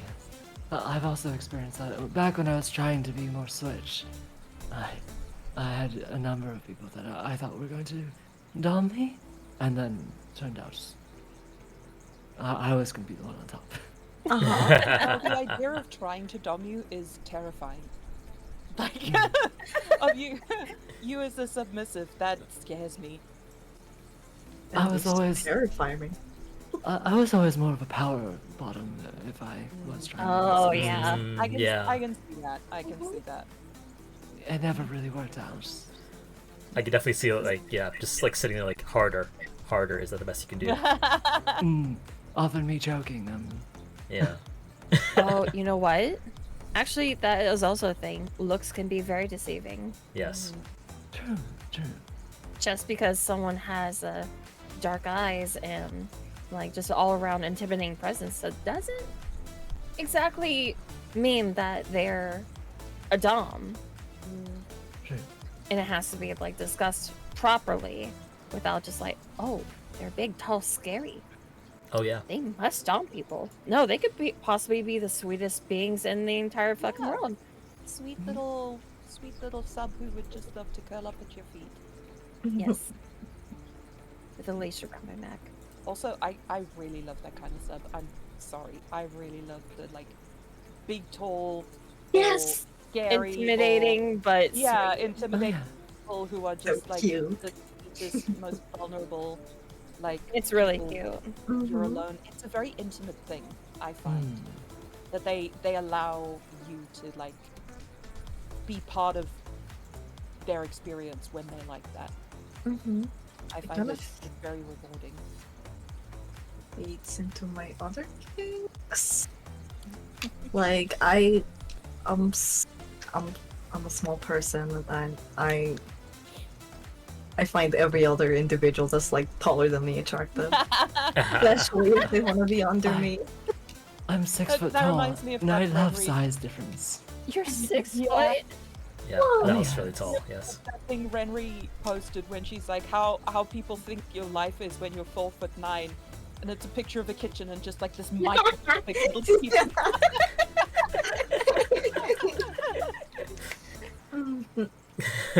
Me being completely average height.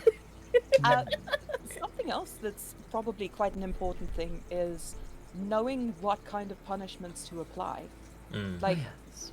Mm. that's another way that like domination and submission can be or needs to be an act of trust, because you're putting your dom in a position where they can do you significant psychological harm. And like I know Fuzzy is very sensitive.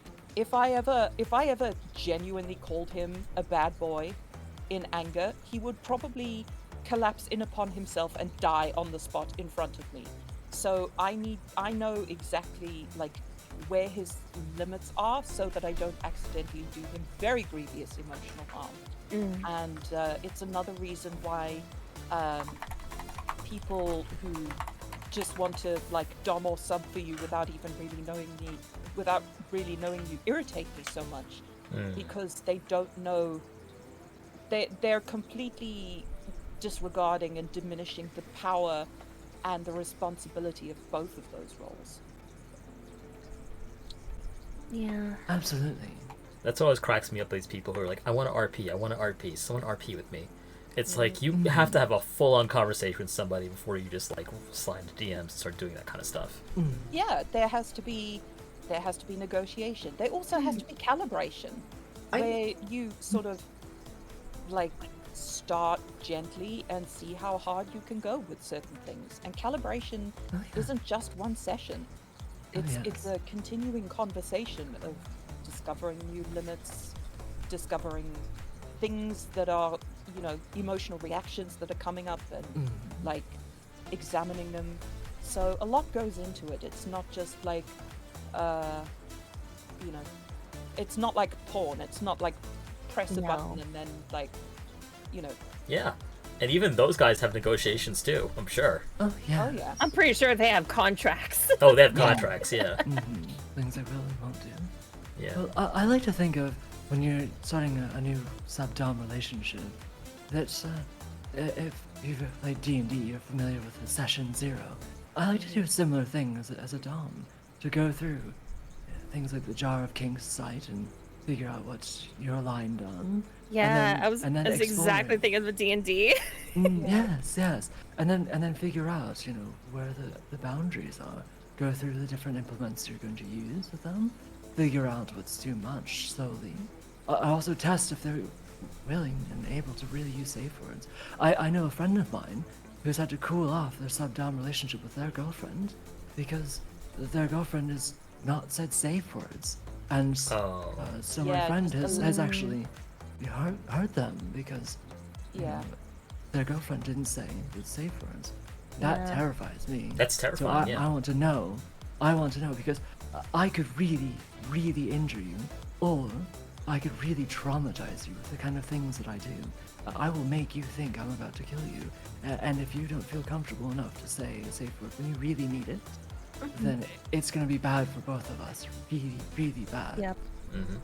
Like, One of as my doms, friends we actually- care Oh. about whether you're traumatized or not. Like, Mm. Yes, 100%. we don't want to be put in a position where we Right. hurt you. Absolutely not. It's like us dangerous for doms me, are like- meant to pleasure you. Mm. That's what it's about. Like, I always have in the back of my head, if I do something wrong, if I transgress somebody, like, it's me on a twit longer, and no one's gonna believe me. So, like, I'm very much looking at that, you know, when I'm working with anybody. Like, Yep. And you just feel terrible. Like, and you feel terrible too. Absolutely, yes. your sub, you've hurt your sub. Like, it's horrific. It's the same way as breaking your toy. You always feel bad afterwards. Very true. Yes. Like, oh, Yeah. Right. I have to try to fix it. Mm. But yeah, I mean, at the end of the day, this is all about pleasure too. Like, we're not trying to Yep. scar people or hurt people. That was actually one time my friend actually sent someone to the hospital because they took a strap on that was way too big for them. Oh, Huge no. peritonitis. Yeah, It's it's how people it's die still being scarred, sued on yeah. my friend to this day. They still feel bad about it. Mm. Yeah. Yeah, of course they would. Yeah. I So would. Yeah. 'Cause the it's subs, you're extremely not just important to bored. voice out like what is too far. Don't test yourself. Right. It needs to be going up in increments, not fucking strides. Mm. Not furlongs. No, Not footlongs either. Yes. or footlongs. it was over a foot long. I'll say Oh, that. No. Jesus Christ. Oh my goodness. Although I've also seen someone like take like a 14-incher up the ass. So Have you seen that? This is a slight tangent. Have you seen those things on Throne? Those like anal toys that are like 1.5 meters long, yes, and they're Yes. like advertising like feel how like big that's- they are. It's like, Full just- masterpiece. do I need pleasure for this to go into my fucking lower intestine? I don't think so. I mean, it's going in your lower intestine. That thing will reach your upper intestine, no problem. No problem. It, Yeah, it it's like 1.5 meters long. It's like 4.5 feet long. that and- takes. It's very special. Yeah, and they've got like It's- they're like, It's a look, warm it's so up. bendy. I can wrap it around my arm. It's so safe. But like, why? Why does Why that do you need this? Yeah, I'm 5'2", so I think I would die. yeah, exactly. Do you want like to feel like a giant whole fucking snake is crawling up your ass? I mean, Some people do. like- I'm not gonna even king shame Some that. people enjoy that. We got Yes. some motherfucking snakes in this motherfucking butt. Sorry. So I'm proud of my lack of gag reflex. I still don't want to test it from the other end. Oh no. Sorry, I lost so hard. I lost. That was funny. That was funny.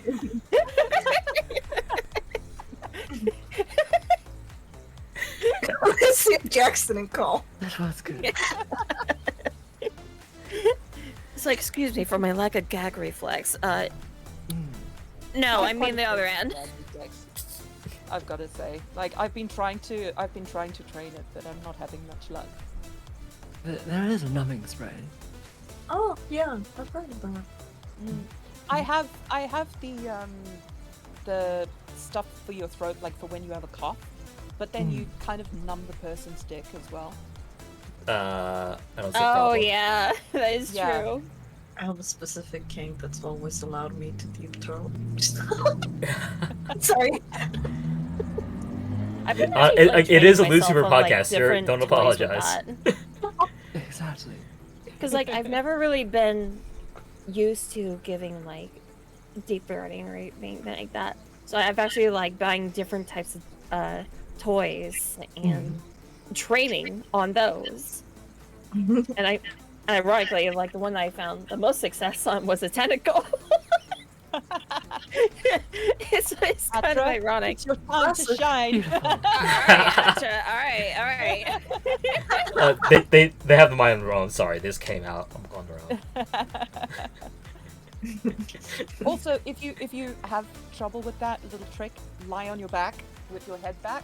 It makes your uvula like fall backwards into your throat, so you have less of a reaction. Oh. Or you just like look upwards. Mm. Yeah, I that see. only works if they're taller than you, though. Fuzzy is actually an inch shorter than me. Well, that is a real shame, isn't it? So it like basically it's training your uvula not to react, basically getting hit is what I'm understanding. Yeah. I see. And Or you just get the used side to of the your throat where your action. tonsils are, that's also a very sensitive area that can cause people to gag. Okay. Oh. But I have a long-term partner, because I'm also polyamorous.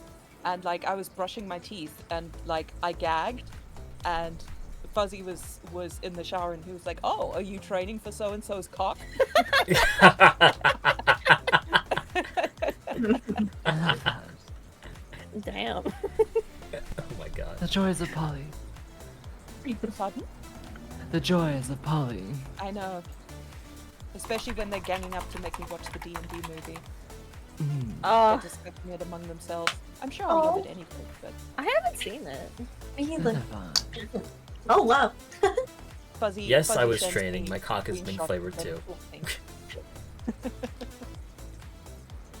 You know, what about like public things? What do you guys think about that?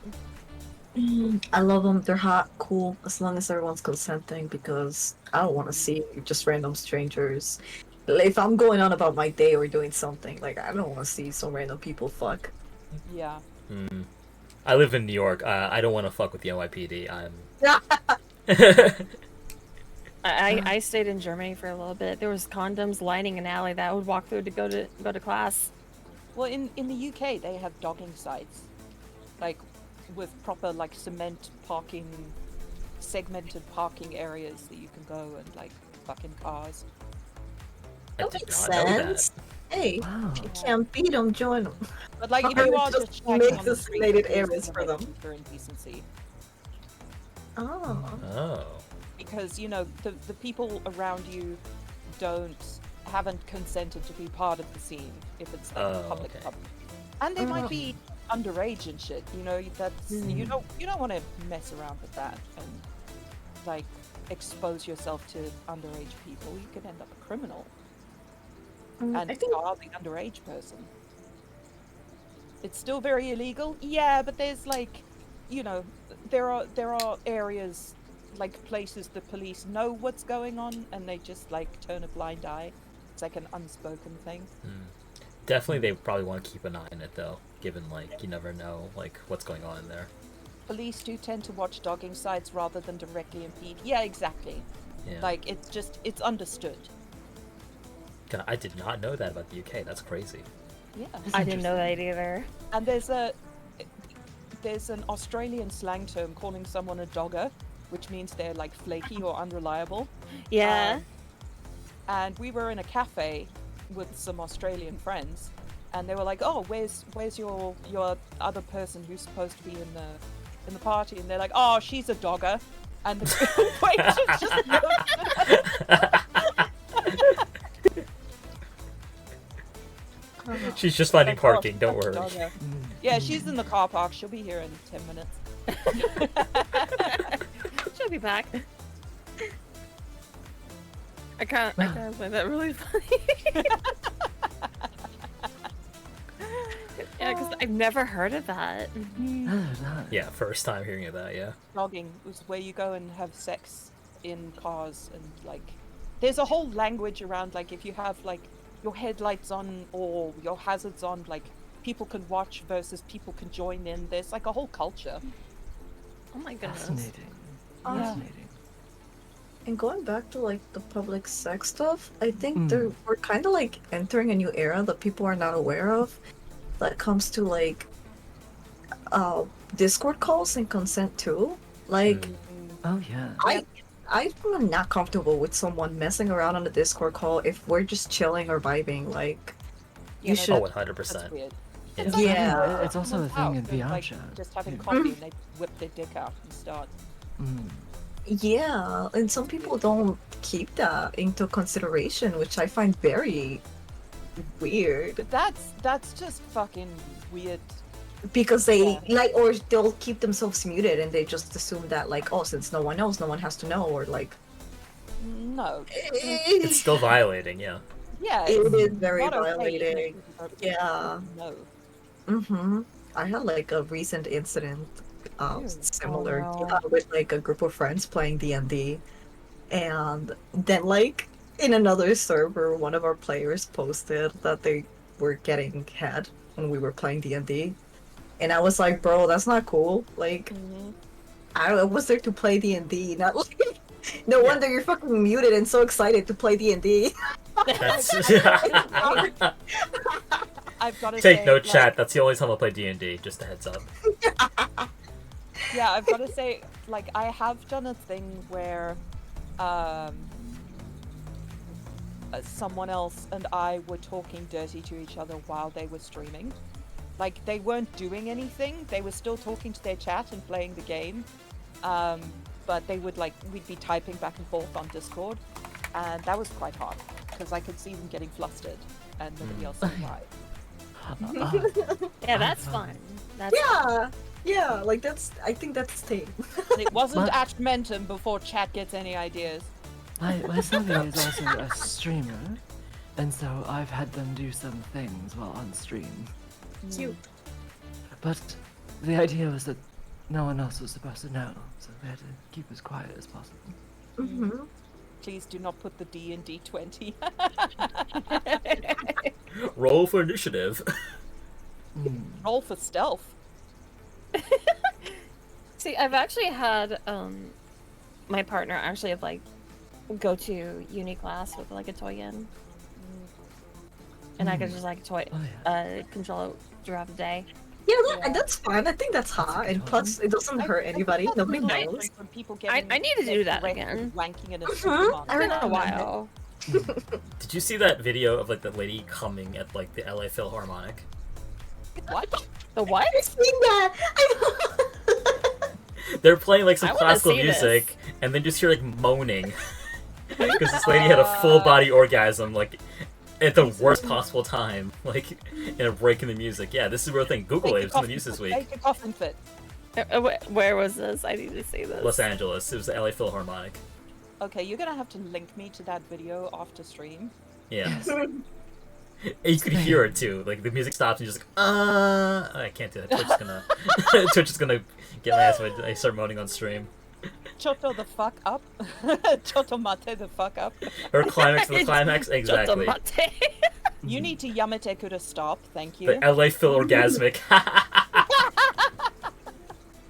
Beautiful. Ayo, I see a demon I know. Hello, Clappy. But Hey, speaking Clap. of, Hi, of public sex, Yes. basically my living room is, well, I have full wraparound glass, and I'm top floor of my building, so pretty much everyone in the city gets a view, at least of the surrounding block. Oh, it's so it cool. is- Okay, It can I is say fun. just like balcony sex is hot? Yeah. Yes. I did it once and I want to do it again so badly. I love it. Reminiscent of the good times. Mm. Was she in the wood section? It's like I've seen like porn of like someone getting undressed in Lowe's and just start masturbating in the wood section. Wait, But you can get Lowe's? arrested doing that. Don't Yeah, do that. Lowe's. Yes. Don't Please just- don't jerk off in Don't Lowe's. just like have Are the you wanking talking person about the section of hardware the store? Supermarket. I was Yes, like, the hardware what the fuck store. is this? Like, oh. Some Yeah, people that's just weird. like don't know. I feel like. But there are also like, you know, when you have scenes where there is like implied consent, like in a stream on the Fan of Lee site, like Blue you know, Switch, yes. I gave Atra control of my love ends, and we had a good time. But there was that everybody in that situation was consenting because they have come to a site where that kind of thing is played with the intention of seeing that kind of thing. So it's different than like, you know, if we were just in, I don't know, a craft store or something. I mean, if it was Hobby Lobby, we'd definitely be fucking. I mean, like, people- that's what it's for. It's getting freaky in Hobby Lobby. Yeah. Absolutely. See, we're partaking in our hobby, I'm okay? just Don't gonna go bother and us. just take all Same of is the true of alcohol in libraries. Hobby Lobby. I've done some- Yeah, libraries are another thing, though. Yeah. See, how am I not into my law? Yeah, the sorry. university library was a bit of a. The library at university was like 5 floors, the main library, and yeah, it was a bit of a, it was a risk going deep into the stacks because you could round a corner and. Going deep into her stacks. Oh, I was about Yeah. to say, find something deep in someone else's stacks. Take someone's stacks deep in you, if you know what I mean. Oh my god. Hey. they'd be You getting a find good Waffle House read. parking lots and get freaky in Hobby Lobby. So is Hobby Lobby like for makeup sex after you've had a fight at the Waffle House? No, that's Walmart. Oh, okay. Oh. Different dynamics. So you fight at the Waffle House and have makeup sex at Walmart. Yup, Yep. Okay. because I'm that's British. you buying you see, I the need these snacks at things Walmart explained to me. too. And we don't even talk about the IHOP. The IHOP is like, The IHOP is for fighting. That's where the rematches happen. See, I'd be hopping onto those cheeks if it were me. Okay, so what is your favorite tool of the trade as a dom? I'm curious. Crops, whips. I What have is your a very tool of nice choice? dressage whip that I really like. Fuzzy also bought me a teakwood paddle that says "Daddy" on it, so I can like smack him and have like "Daddy" and raised letters across his ass, which is really Oh. nice. damn. Fun. Yeah. Hell yeah. That's For very me, cool. it's kind of like, it's kind of limited due to like my partner being long distance. Mm. But if I were to make a choice, I would try to get them like a fucking machine or We have a fucking machine. It's not that great. the ones I've messed with have been actually quite nice. They're just so much of a schlep to like set up and stuff. It And is you a have to long keep setup still, process, I will say that. You have to keep still, otherwise, like it just Yes, yes, misaligns so 100%. easily. But am outing personally, I would myself. say like the body is the best tool. Yeah. Mm. I like bondage and I would say Usually. my favorite thing to do is sending them something like embarrassing to wear, and like making them wear it. oh, that's I fun. love that too. It's so fucking cute. That's Yeah. very fun. It's And the Val, best. yours must be a feather, right? A what? A feather. Huh? I'm What? being facetious because she's into knife play. Oh. Oh, Oh. Okay. I didn't hear. Yes, I didn't hear that was directed at me. Yeah, my- yeah, I'm yes, British, my humor clearly. doesn't land. You guys are Clearly. racist. I just missed you referring to me. But yes, yes, obviously feathers. You know, I like tickling. But no, Medicated feathers. right. Obviously, knife is my favorite, but closely followed by a crop. There's nothing quite like, especially a heavy one. I love the rain Yes. clips. Yeah, I have a multi damage you can that I do. really like. I need to buy one. It's like amazingly thuddy and Mhm. satisfying. I have one that has quite a hefty impact. It will lead some very, very dark prisons. It was I like love a it. type of leather with metal studs in it. Ooh. No, this doesn't have leather, or doesn't have studs in it, but the extension part of it is very thick and very heavy, so it's got a lot of weight to it. I gotcha. So, chat, we're coming up on 2 hours so far. So I'm going to open up for questions. Do you have any questions for our panelists? Feel free to drop them in chat. We'd be happy to answer them. Speaking of hitting, once Fuzzy tried to playfully hit me with a slipper, and I got to watch his brain have a fight with his own arm in real time as he was swinging. Like, the slipper was just dancing all over the place, and it ended up like just grazing my ass slightly. But it was hilarious. He couldn't even do that. Oh, Aw. that's cute. It was adorable. I love him so much.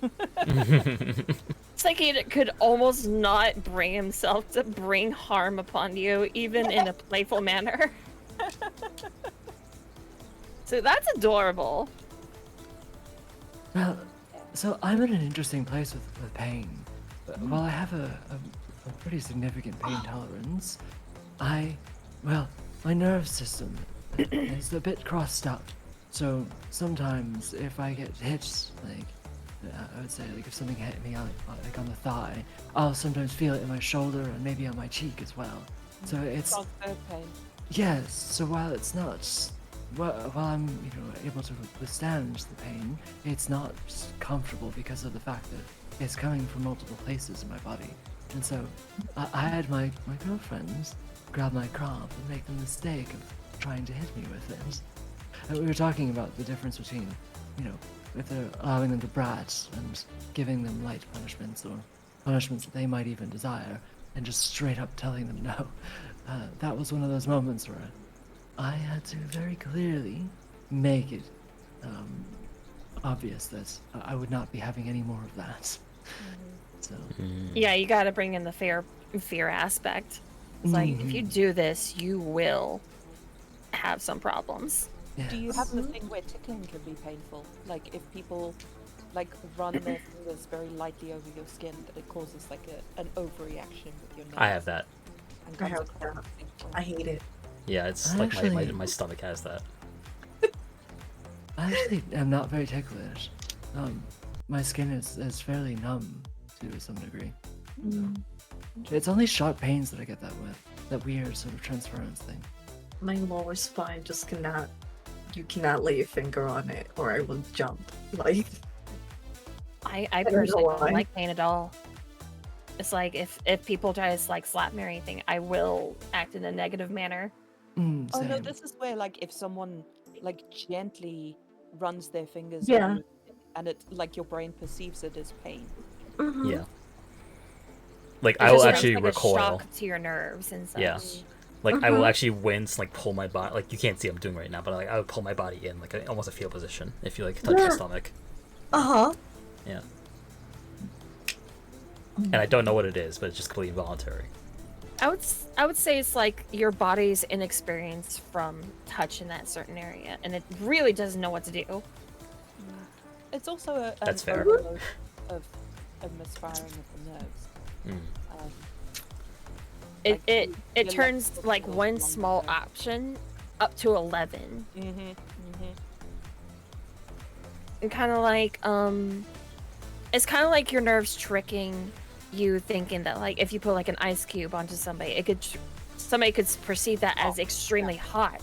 Yeah. It's like the nerves just don't know what to do. Stoplight system, or do you have specific safe words? Stoplights. I like This- stoplight and just clear no stop. Mm. You know, that hurts unless we're specifically in like a non-consenty kind of scene. Consensual non-consent. Ooh, I don't like- That's, I that's a don't- tough one. For me personally, I don't like the no stop that hurts because, well, that's Yeah. often going to be the first response for people with me. Mm. So I really stress that we use the stoplight system, or else, I'll have to back off too much. So plus I sort of enjoy it when they are, in pain Yeah, and but it's contextual. Sure. So yes, I use just yellow light, red light. This is what we typically go by. Plus, those are easy to hear or understand when you have them in a gag. It's, and it's reflexive at this point for me to change how I'm approaching things the moment they Yeah. say either. Okay, I have a question for you guys. When did you decide that the Dom like life was for you? Like, when did you decide that you were done with subbing?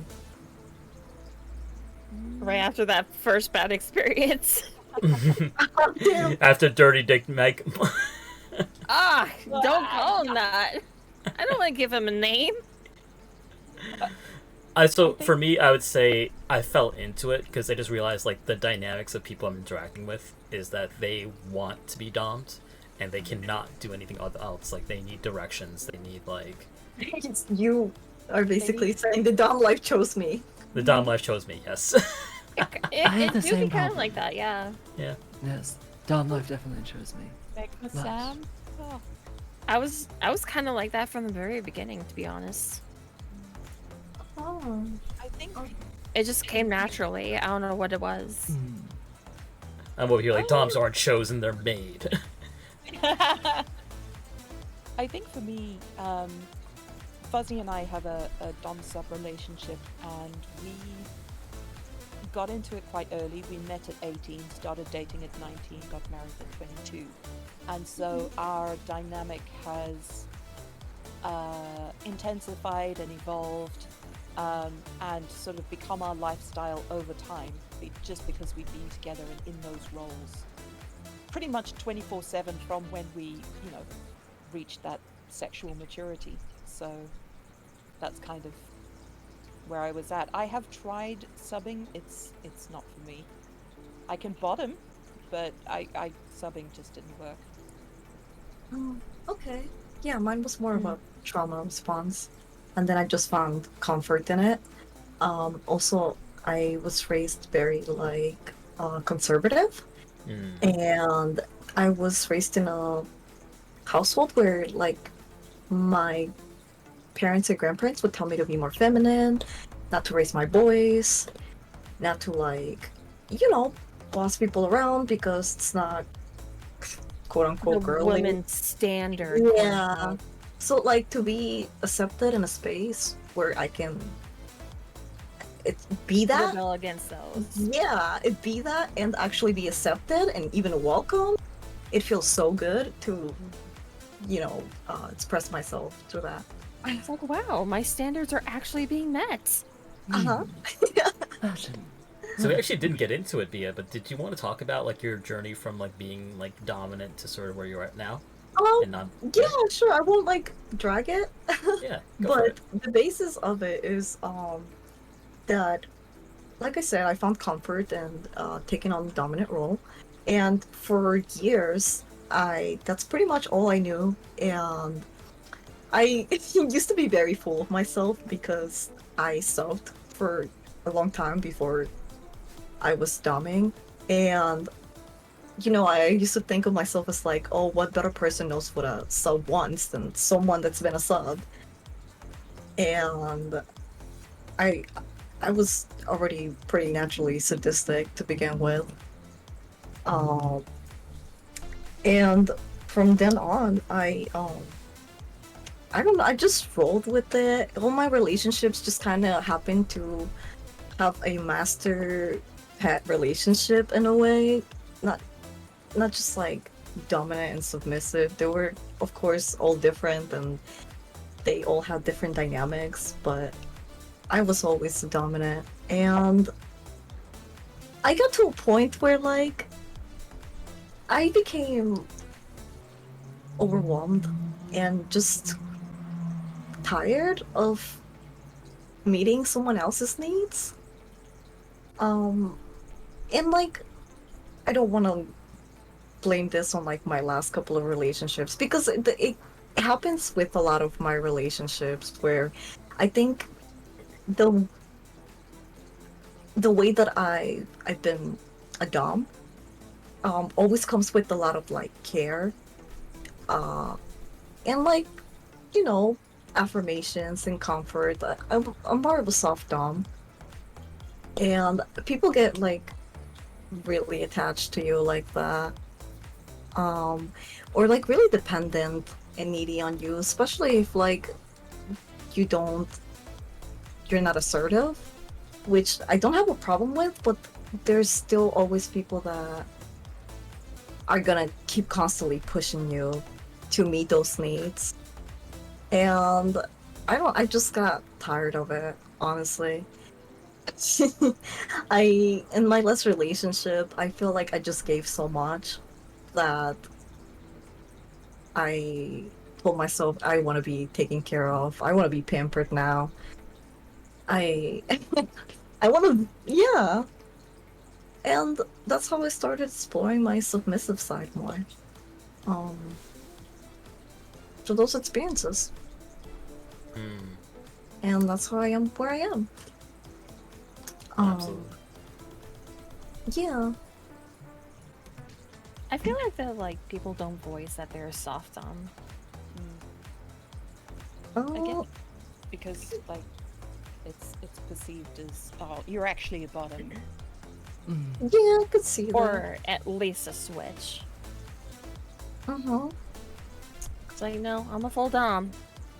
I just have special needs. I found it interesting that you talked about the aspect of being cared for versus caring for others. I think for me, for the longest time, the reason why I sort of wanted to be more of a switch and submissive in some relationships, but was I was desiring to have someone take care of me. That's what led me to becoming more dom. Is I realized that when someone was taking care of things for me, I actually didn't like it. I felt, sort of put off by it. And so now I've realized that what I was missing was that I needed to give myself more attention and to just treat myself well. And now that I'm doing that, I'm able to much more happily embrace just being a dom and then helping others with their self-care and growing in themselves. So yeah. I know. Some kinda know doms what aren't you taken mean. care of enough. This is actually a very good time to separate top and bottom from dom and sub. Right, that question there, yes. So the question in chat is, I hope this isn't a dumb question, and it's not, by the way. I noticed top bottom have been distinctly separated from dom sub. So have you been in situations where you have a dom bottom or don bottom, top sub? Bottom. It's hard to say. Again, sorry. Yeah, of course, yes. So yeah, absolutely, they can be dominant bottoms, there's power bottoms. Top subs, absolutely. And also, topping and bottoming refers to a role in an experience or an interaction where you are the one that is acted upon or the one doing the acting, versus dominance and submission specifically relates to power and power dynamics.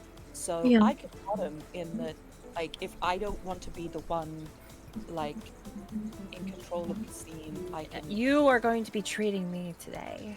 Yeah, exactly. Have someone, like, I can relax and just not really do anything, and have the sub like take control and pleasure me.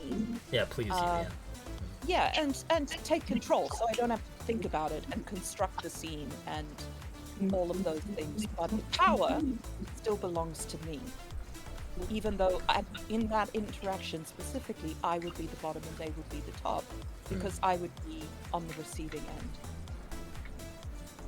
it's a bit of a problem that I think has happened in queer culture that has sort of, of course, been brought over into the VTuber scene, and that is that being a bottom is conflated with being a sub, and being a top is conflated with being dominant. It's something that's been a constant battle, I think, in the history of the use of those terms. Yeah. And yeah, again, like it was mentioned before, like, sorry, we're having some feedback, echoing, guys. Like it was mentioned before, like, being a bottom, being conflated with being penetrative, and like, sort of like men being bottoms is considered like gay or like, sissy or whatever it is. And disempowered, yeah, and the sissy thing as well. Big. Yeah, just there's no reason why you can't feel empowered by being railed. Exactly. Nice. There's ways to go about it. absolutely. Yeah. You Getting can also be someone called between a your- like they're fucking me, I am not fucking them. Mm-hmm. I am allowing them to fuck Oh, me. exactly. Right. Exactly. Right. As a master of laziness, that is one of my favorite lines. So here's a good question from chat, from Raining Death. Do any of you have any signs that you look for or see or notice in fake doms that do not respect that? Hang on. To notice the fake doms that have a lack of respect or for boundaries. Overconfidence. Ones that say that they have no limits. Big Oh one, yeah. Yeah. No limits, Immediately. people. Like how? What? You're not real. You haven't had real sex. Exactly. I said it before. Anyone who says that they don't have any limits is clearly never actually domed. Or subs that are like, oh, I don't have limits within reason. And you're like, oh, Uh-huh. yeah, you have limits. Pulls out Or- knife. Okay, how about the limits Oh. now? I'll Yeah. test those limits. Can I make pull your hair off? Like, there's a dom on my server who deals with the thirst voids that come in and they're like, oh, someone be my mommy, make my trouser area feel good, and just like you approach her and like, I don't like that. people who approach her and just ask to be their submissive without knowing her at all. She has people transcribe classical Greek into Latin, and they lose interest pretty quickly. Amazing. Amazing. So she has someone. She's like, okay, well, my thing is that like I really like people to perform tasks for me, and I would like you to Okay. take Homer's Odyssey written in the classical Greek and translate it into English, and then translate that into Latin. So she And gives them they're homework. like, oh, actually, no, they're not that interested. Is that I have to do work? Mm. I have to actually service have- you, put in effort. That doesn't titillate me. I don't have limit. Well, after I hit you with the stop sign, you're gonna have. You having sex with Neil? It's like for me it's a bit weird because like I don't really have a quote unquote limit, but the one that I'm topping or doming is my limit, as I set their boundaries into mine Right. because I Like- prefer to pleasure their needs as well, I would and their say pleasure is my pleasure. I'm kind of similar in a way. Like I will honestly, I might try anything once just to try it. Like Yeah, same. and especially if it's something that's important or that I feel my partner is gonna really like. I will make the effort to at least try it once, even if I like don't feel that I'm gonna be a fan of it or whatever. I don't know. Yeah, there's This is nothing not wrong the with person like that I trying am. something that somebody likes. There's nothing Yeah. wrong with that. Uh-huh. There's certain though kinks this- that But- are hard nosed for me. You- Once you've had like a negative understand- experience with it, it becomes like a just no go.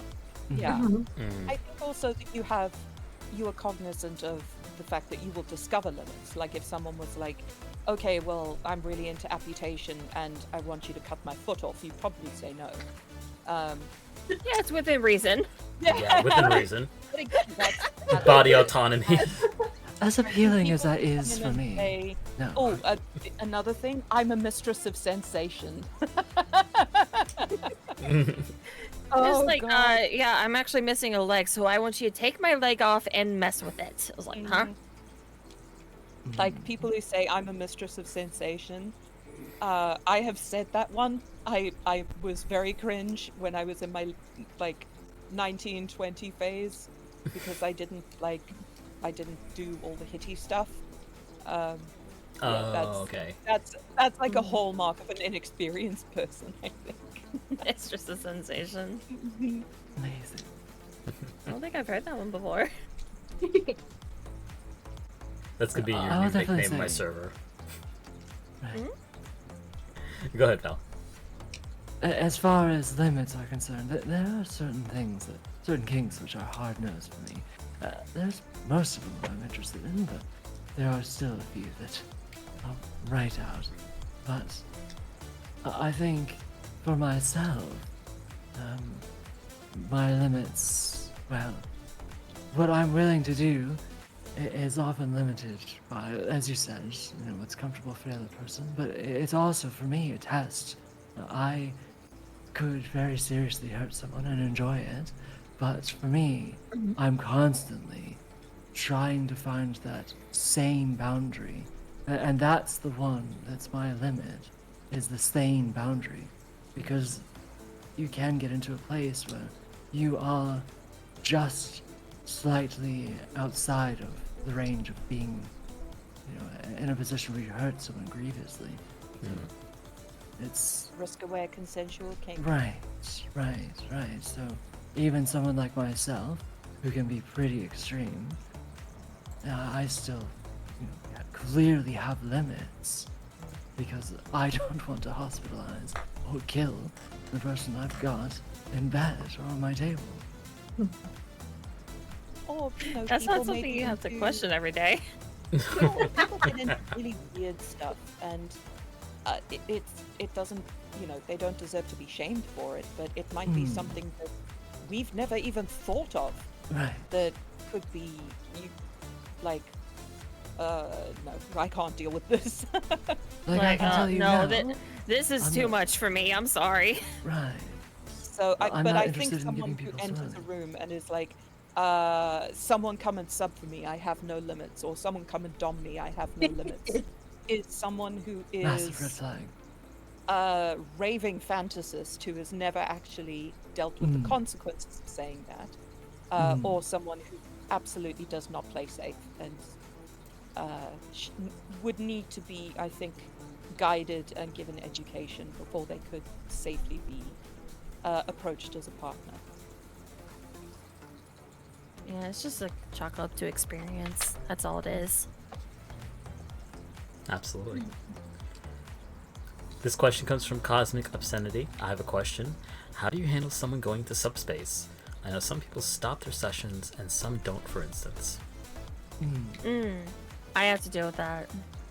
Yeah, I don't stop Um, because I play there, but Oh, Yeah. you have to deal with someone coming out of subspace, which can be very emotional, I think. Extremely, because And- sometimes their minds just absolutely break down and they completely shut down. And, like, they won't react to outward stimulus. They won't answer questions. So it becomes a rather complicated situation that is very different per person. Yeah, you need Like to know for- yourself and monitor them. Oh, Yes, that is one thing. If someone actually tells you hey, I actually go into a subspace, you need to pay attention to that, and you will all right, what do I do to comfort you during this situation? And it's a major learning process that takes a lot of effort, because in that state they're extremely sensitive to any stimuli. They are extremely emotional. Well, there's subspace versus sub-drop, isn't it? Right. As well. Yes. The emotional side, I think, is more the sub-drop side. But But it can mix in sometimes. Oh, absolutely. sure. Particularly if you're having a mentally intense scene. Yes. It's like what Val was like. It's like they tend to break down after their sessions. So aftercare is absolutely going to be needed if they go into a little subspace. Sounds Absolutely. like a person-to-person basis. It absolutely is, because yes. every person Yes. is so unique and Yes. responds to things uniquely. And stomp space is a thing as well. I've seen some subs get very giggly when they get in their subspace, which is really interesting. I've seen others just get very quiet, and others are just sort of somewhere in between. And one of the things that I think is similar between all of them is that everyone is not quite fully conscious. So you, as a dom, have to be very, very aware of when they slip into subspace, because that is the point at which they are less likely going to be capable of using their safeguards. So you, as a dom, once you see your sub get into subspace, don't do anything outside of what you know is already within safe limits. So that's a huge thing. The other thing is that you should back off. Because you can continue at the same intensity, right? But your risk of hurting them is greater even still. So you should back off. And as Mystique mentions, they become more sensitive often. Actually, just last night, I had a session where all I had to do was run my fingers down their body, and they were screaming in agony. I was Wow. barely touching them. And so, Oh? you know, yes. So, My so goodness. you can, elicit some pretty intense responses by, theater and by, just playing into the space, but not actually delivering pain or causing bodily harm. And so, when they enter into that subspace, you have to be aware in order to take advantage of and also protect them. Subspace, Crimmy Crimson, is an altered and heightened mental space or state of being. People can, when people go into subspace, it can be very different. The commonality, like Val was saying, is that it's a cathartic space where you are sort of outside yourself. So people can be giggly, people can get really quiet, people can get extremely emotional. It is a very raw and earthy and vulnerable state, and you have to be able to be responsible to the person who is in that state to be able to care for them, because everything is heightened and it can be a very intense experience. But it can be, again, like Val said, very dangerous, which is why some DOMs choose not to continue when they see their subs going into that space. Because the potential for damage is just so much higher. The slightest action could actually break them mentally. And it could be actually very unhealthy for them to do so sometimes. That's It fascinating. can be like watching someone having a really intense trip on drugs. That's the level of mental state change that people go through when they enter into subspace. It can be almost as clear as night and day. Yeah. Like, And by, Fuzzy describes it as hypnotic. Like, often he feels very rested after coming out of subspace because it's like this deep mental relaxation that he experiences, but not everybody experiences it that way. it's like my partner, they actually get into a quote unquote very shy, very quiet state where sometimes they don't even have the urge to speak. So I need to actually, it's Become like, all right, nonverbal. nod if it says so and so. They like, it needs to be quote unquote like pre-stated signs of communication, so I know how to deal with it and what their state is. Because like otherwise they actually might break down entirely and start crying. Oh, it's very exhausting. Like, I've had Fuzzy It come out is. of subspace and immediately fall very deeply asleep on the floor in our lounge. And, like, having to go and get blankets and make sure that he's kept warm. And, after like 15, 20 minutes, he woke up and, we proceeded with aftercare. But it can differ, like, even with drugs, it differs from trip to trip. So, as a Dom, you have to be very, very. You have to know your sub quite well to be able to deal with subspace for them.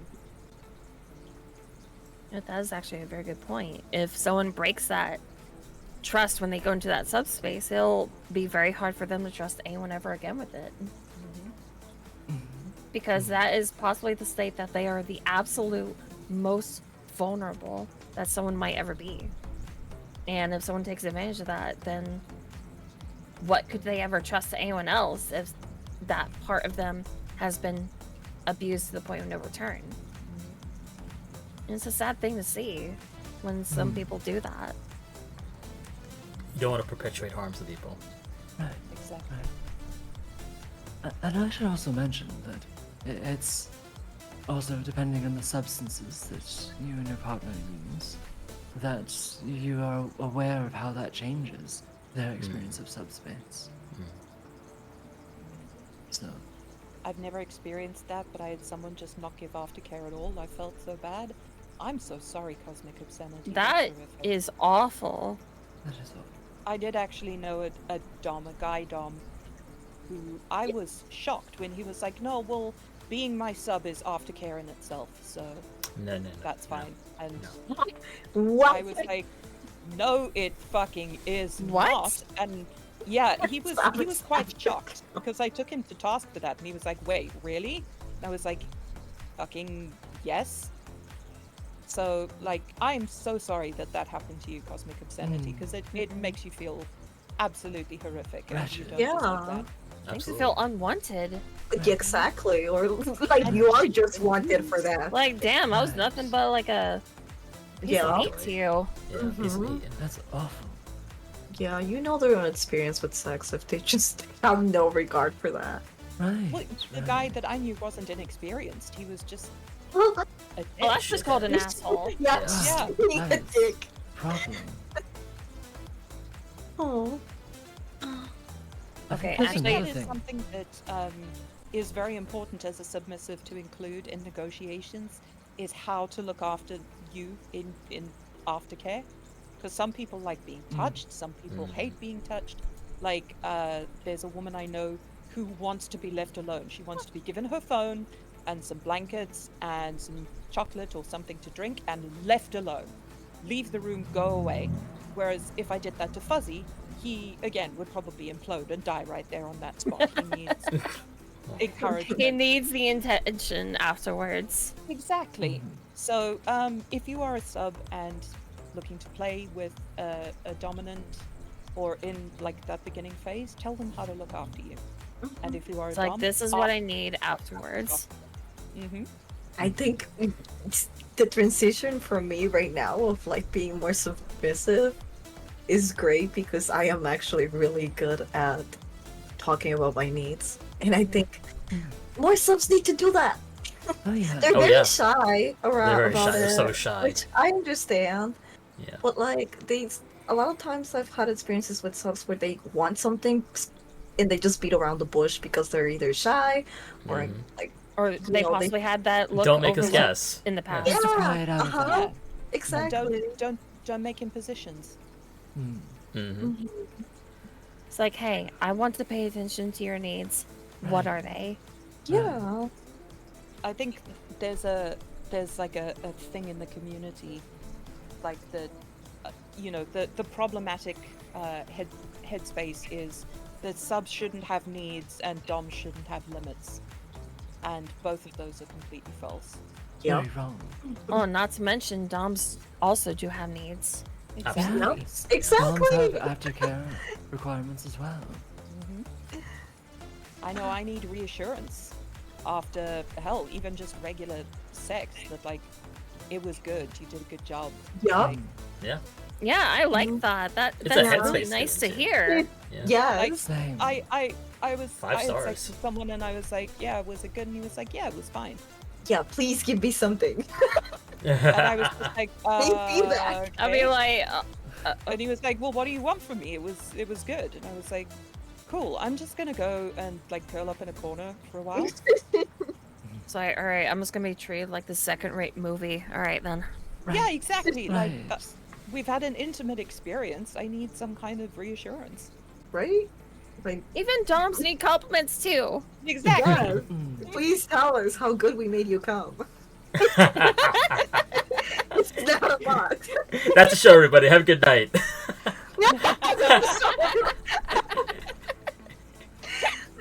I mean, if that's the end, that's a good takeaway. I'm just saying. Mhm, mhm, mhm. Precisely. How good did we make you come? That being said, we are coming up on, believe it or not, 2 hours and 30 minutes. We've been talking for 2 hours and 30 minutes. Hey. Yeah, that's Been a good generally. conversation. Yeah. That's generally about where I start to wrap it up. But I would ask if anyone has any final thoughts. If not, I'll ask you all to do some plugs. I have a question for the group. We talked about subspace. Have you all experienced dom space? Depends. I don't know. If you're talking about that angry voice in my head that's telling me like choke her harder, then maybe. Yeah, if you're talking about that, then yes, I have. Yeah, me too. I've experienced that space where you feel it's like transcendent. Yes. You feel so powerful and in control, and Oh, okay. Yes. you feel like your being is extending outwards into the world, and Right. Yeah, you truly feel Yeah. powerful in that situation. it can be very, very heady. I don't. Maybe Sorry? not. I feel like I've experienced that more towards the end. Uh-huh. I Like, also that's right. experienced. This is my toy. Yeah. Right. Well, almost, for me, it's almost a trance. And what Mystique said along the lines of feeling sort of like you're extended out into the world and have that power. In those moments, I do sort of get that sensation along with that trance that leads me to just focus on my sub. And it's just, there's a connection there, which is just divine. Yeah. It takes a lot to get me there, but like when I get there, it's amazing. Screams usually do it for me. Yeah, that's actually interesting. Yeah. The subspace can be dangerous while the dom space can be enlightening. But dom space can also be dangerous, It particularly. It can. True. It can. Like Vel, I have a sadistic side, and I've got to make sure, again, because it's so exhilarating that you It don't doesn't go end too up- far. that Yeah. you don't end up in frenzy and Right. take it further than would be responsible. Exactly. Learn to control yourself and your limits. Don't go to bed angry. I'm kidding. It's go like to bed stopping after like eating something really delicious and you want more. There is a limit where it's too much. Yeah, you start when you. I think sometimes there's a danger, and I can only speak for myself. Like when you're extending out and you feel so powerful that you feel above other people. Oh, that's just me every day. Like it's a feeling of transcendence. So there is that temptation to just do whatever you want, and you've got to be able to take that out and look at it and put it away again. Again, that's just me though. Like other people will obviously experience things differently. Oh, no doubt. Oh, Yeah. absolutely, though. I agree. Just have to have some sort of level of control over it, no matter what. Especially as You the gotta dom. put those demons away eventually. Yeah. Even as a sub right now, I struggle with giving control. Oh, you're Be the hard, rat. It's hard. If we start talking about brats, we'll be here all night. Oh Transition. god. From Yeah, dog to especially for your brat. viewers. So, Yes. I know my partner is a brat and I love it.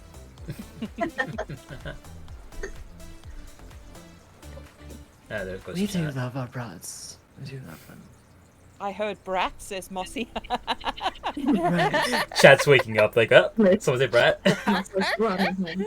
To be It's honest, like the meerkats just moment popping up out of the savannah. Huh? exactly the moment Atra mentioned Brat, I thought of Mossy.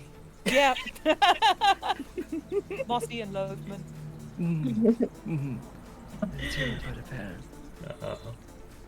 Well then, I'm possibly calling Michi out. Casually calling Michi out. Also, Atra, did you notice very few apologies from me this stream? Yeah, you're doing a lot better. You're doing really well. Thank you. Overcoming your Britishness. That you have to apologize for. I'm sorry. Cosmic array. Thank you, Tay. Yes. Cosmic, I know that's a lie. Miss D, may I give a moment of praise? Yes, please do. Thank you for asking.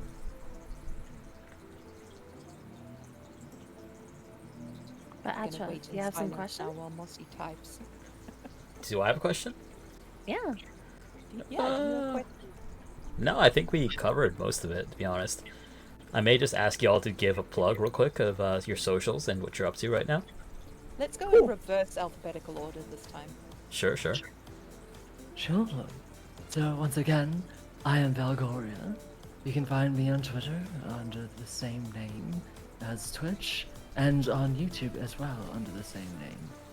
My YouTube my YouTube content is gonna be rolling out soon in the next few weeks, but right now you can find most of my content on Twitter. Yeah, be careful where you put the H. Put it in the right place. Yeah, that's my Yes. problem too. Yes. This is Valgoria's Twitter. I appreciate Please follow. Mwah. Aw.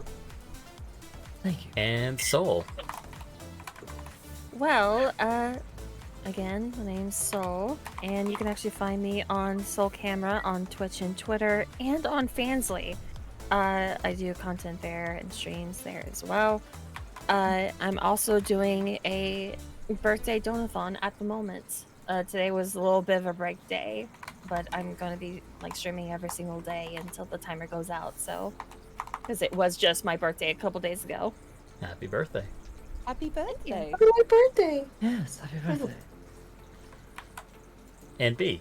Oh yeah. Oh, hi. Yeah, I'm B. Stinky Lazy Demon Weave. My content includes making you laugh and coming a lot. That's a good comment. Yeah, it's great. My content is making you laugh and coming a lot.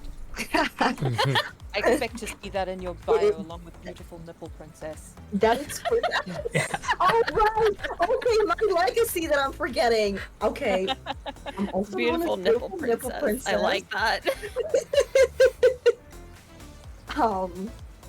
And if you like crappy reality TV, which a lot of people don't, that is my type of content right now. That's what I'm doing on Twitch and on Low-key, Fancy. that is really, really fun to watch with our stream. I love it. I fucking love it. I have an ongoing list of reality TV shows that I need to look at, and it just keeps getting bigger and bigger and bigger. I'm excited. Yeah, that's everything for me. Hell yeah. And lastly but not least, Lady Mystique. Lady Mystique. I am Lady_Mystique here on Twitch, usually doing gaming or more wholesome content. My content is kind of sweet and comfy with like a lewdsome streak a mile wide.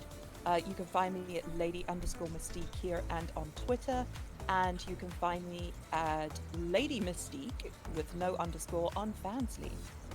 I have art, I have audio, I have a stream VOD. There will be a new stream soon, and there is an audio in the works that I have commissioned some art for that I think is going to be amazing. So do check it out. There's lots of free stuff. You know, you don't have to be paying to watch most of it. So check it out and enjoy. Absolutely. No, And in case you don't know me, I'm @Trementum_X. You know me from writing scripts on Twitter, but I'm also a streamer. I'm on Fantasy also, @TrementumX. And we're doing a lot more VA work in the future. I'm also the host of this podcast, and we're going to be doing it bi-weekly. The next topic in 2 weeks' time is going to be masculinity in VTubing. Ooh. Fancy. Going to be interesting. Very interesting. Yeah. So yeah, that was the podcast. Thank you so much to my guests. Again, check them out. I appreciate them. This was a lovely conversation, and it went really, really well. Yeah, it was Alright. nice meeting you guys. Thank you so much for having us. Yeah. Absolutely. I'm gonna drop you off at Lazarane. So let's raid him. When you said that, I just imagined you like driving us out into the desert and then leaving us just driving away. Yes, the Dom truck is backing up right now. Don't worry, he wouldn't get far. Yeah, exactly. We have Val on our side. Yes, the attack helicopter. Right. She's a one-woman army. I am. I'm pretty sure that, like, if any of us got angry, it would be a force to be reckoned with. It seriously would be. But anyway, all y'all have a fantastic night, and I'll see you next time. Bye. Prepare yourselves. Bye. Take care.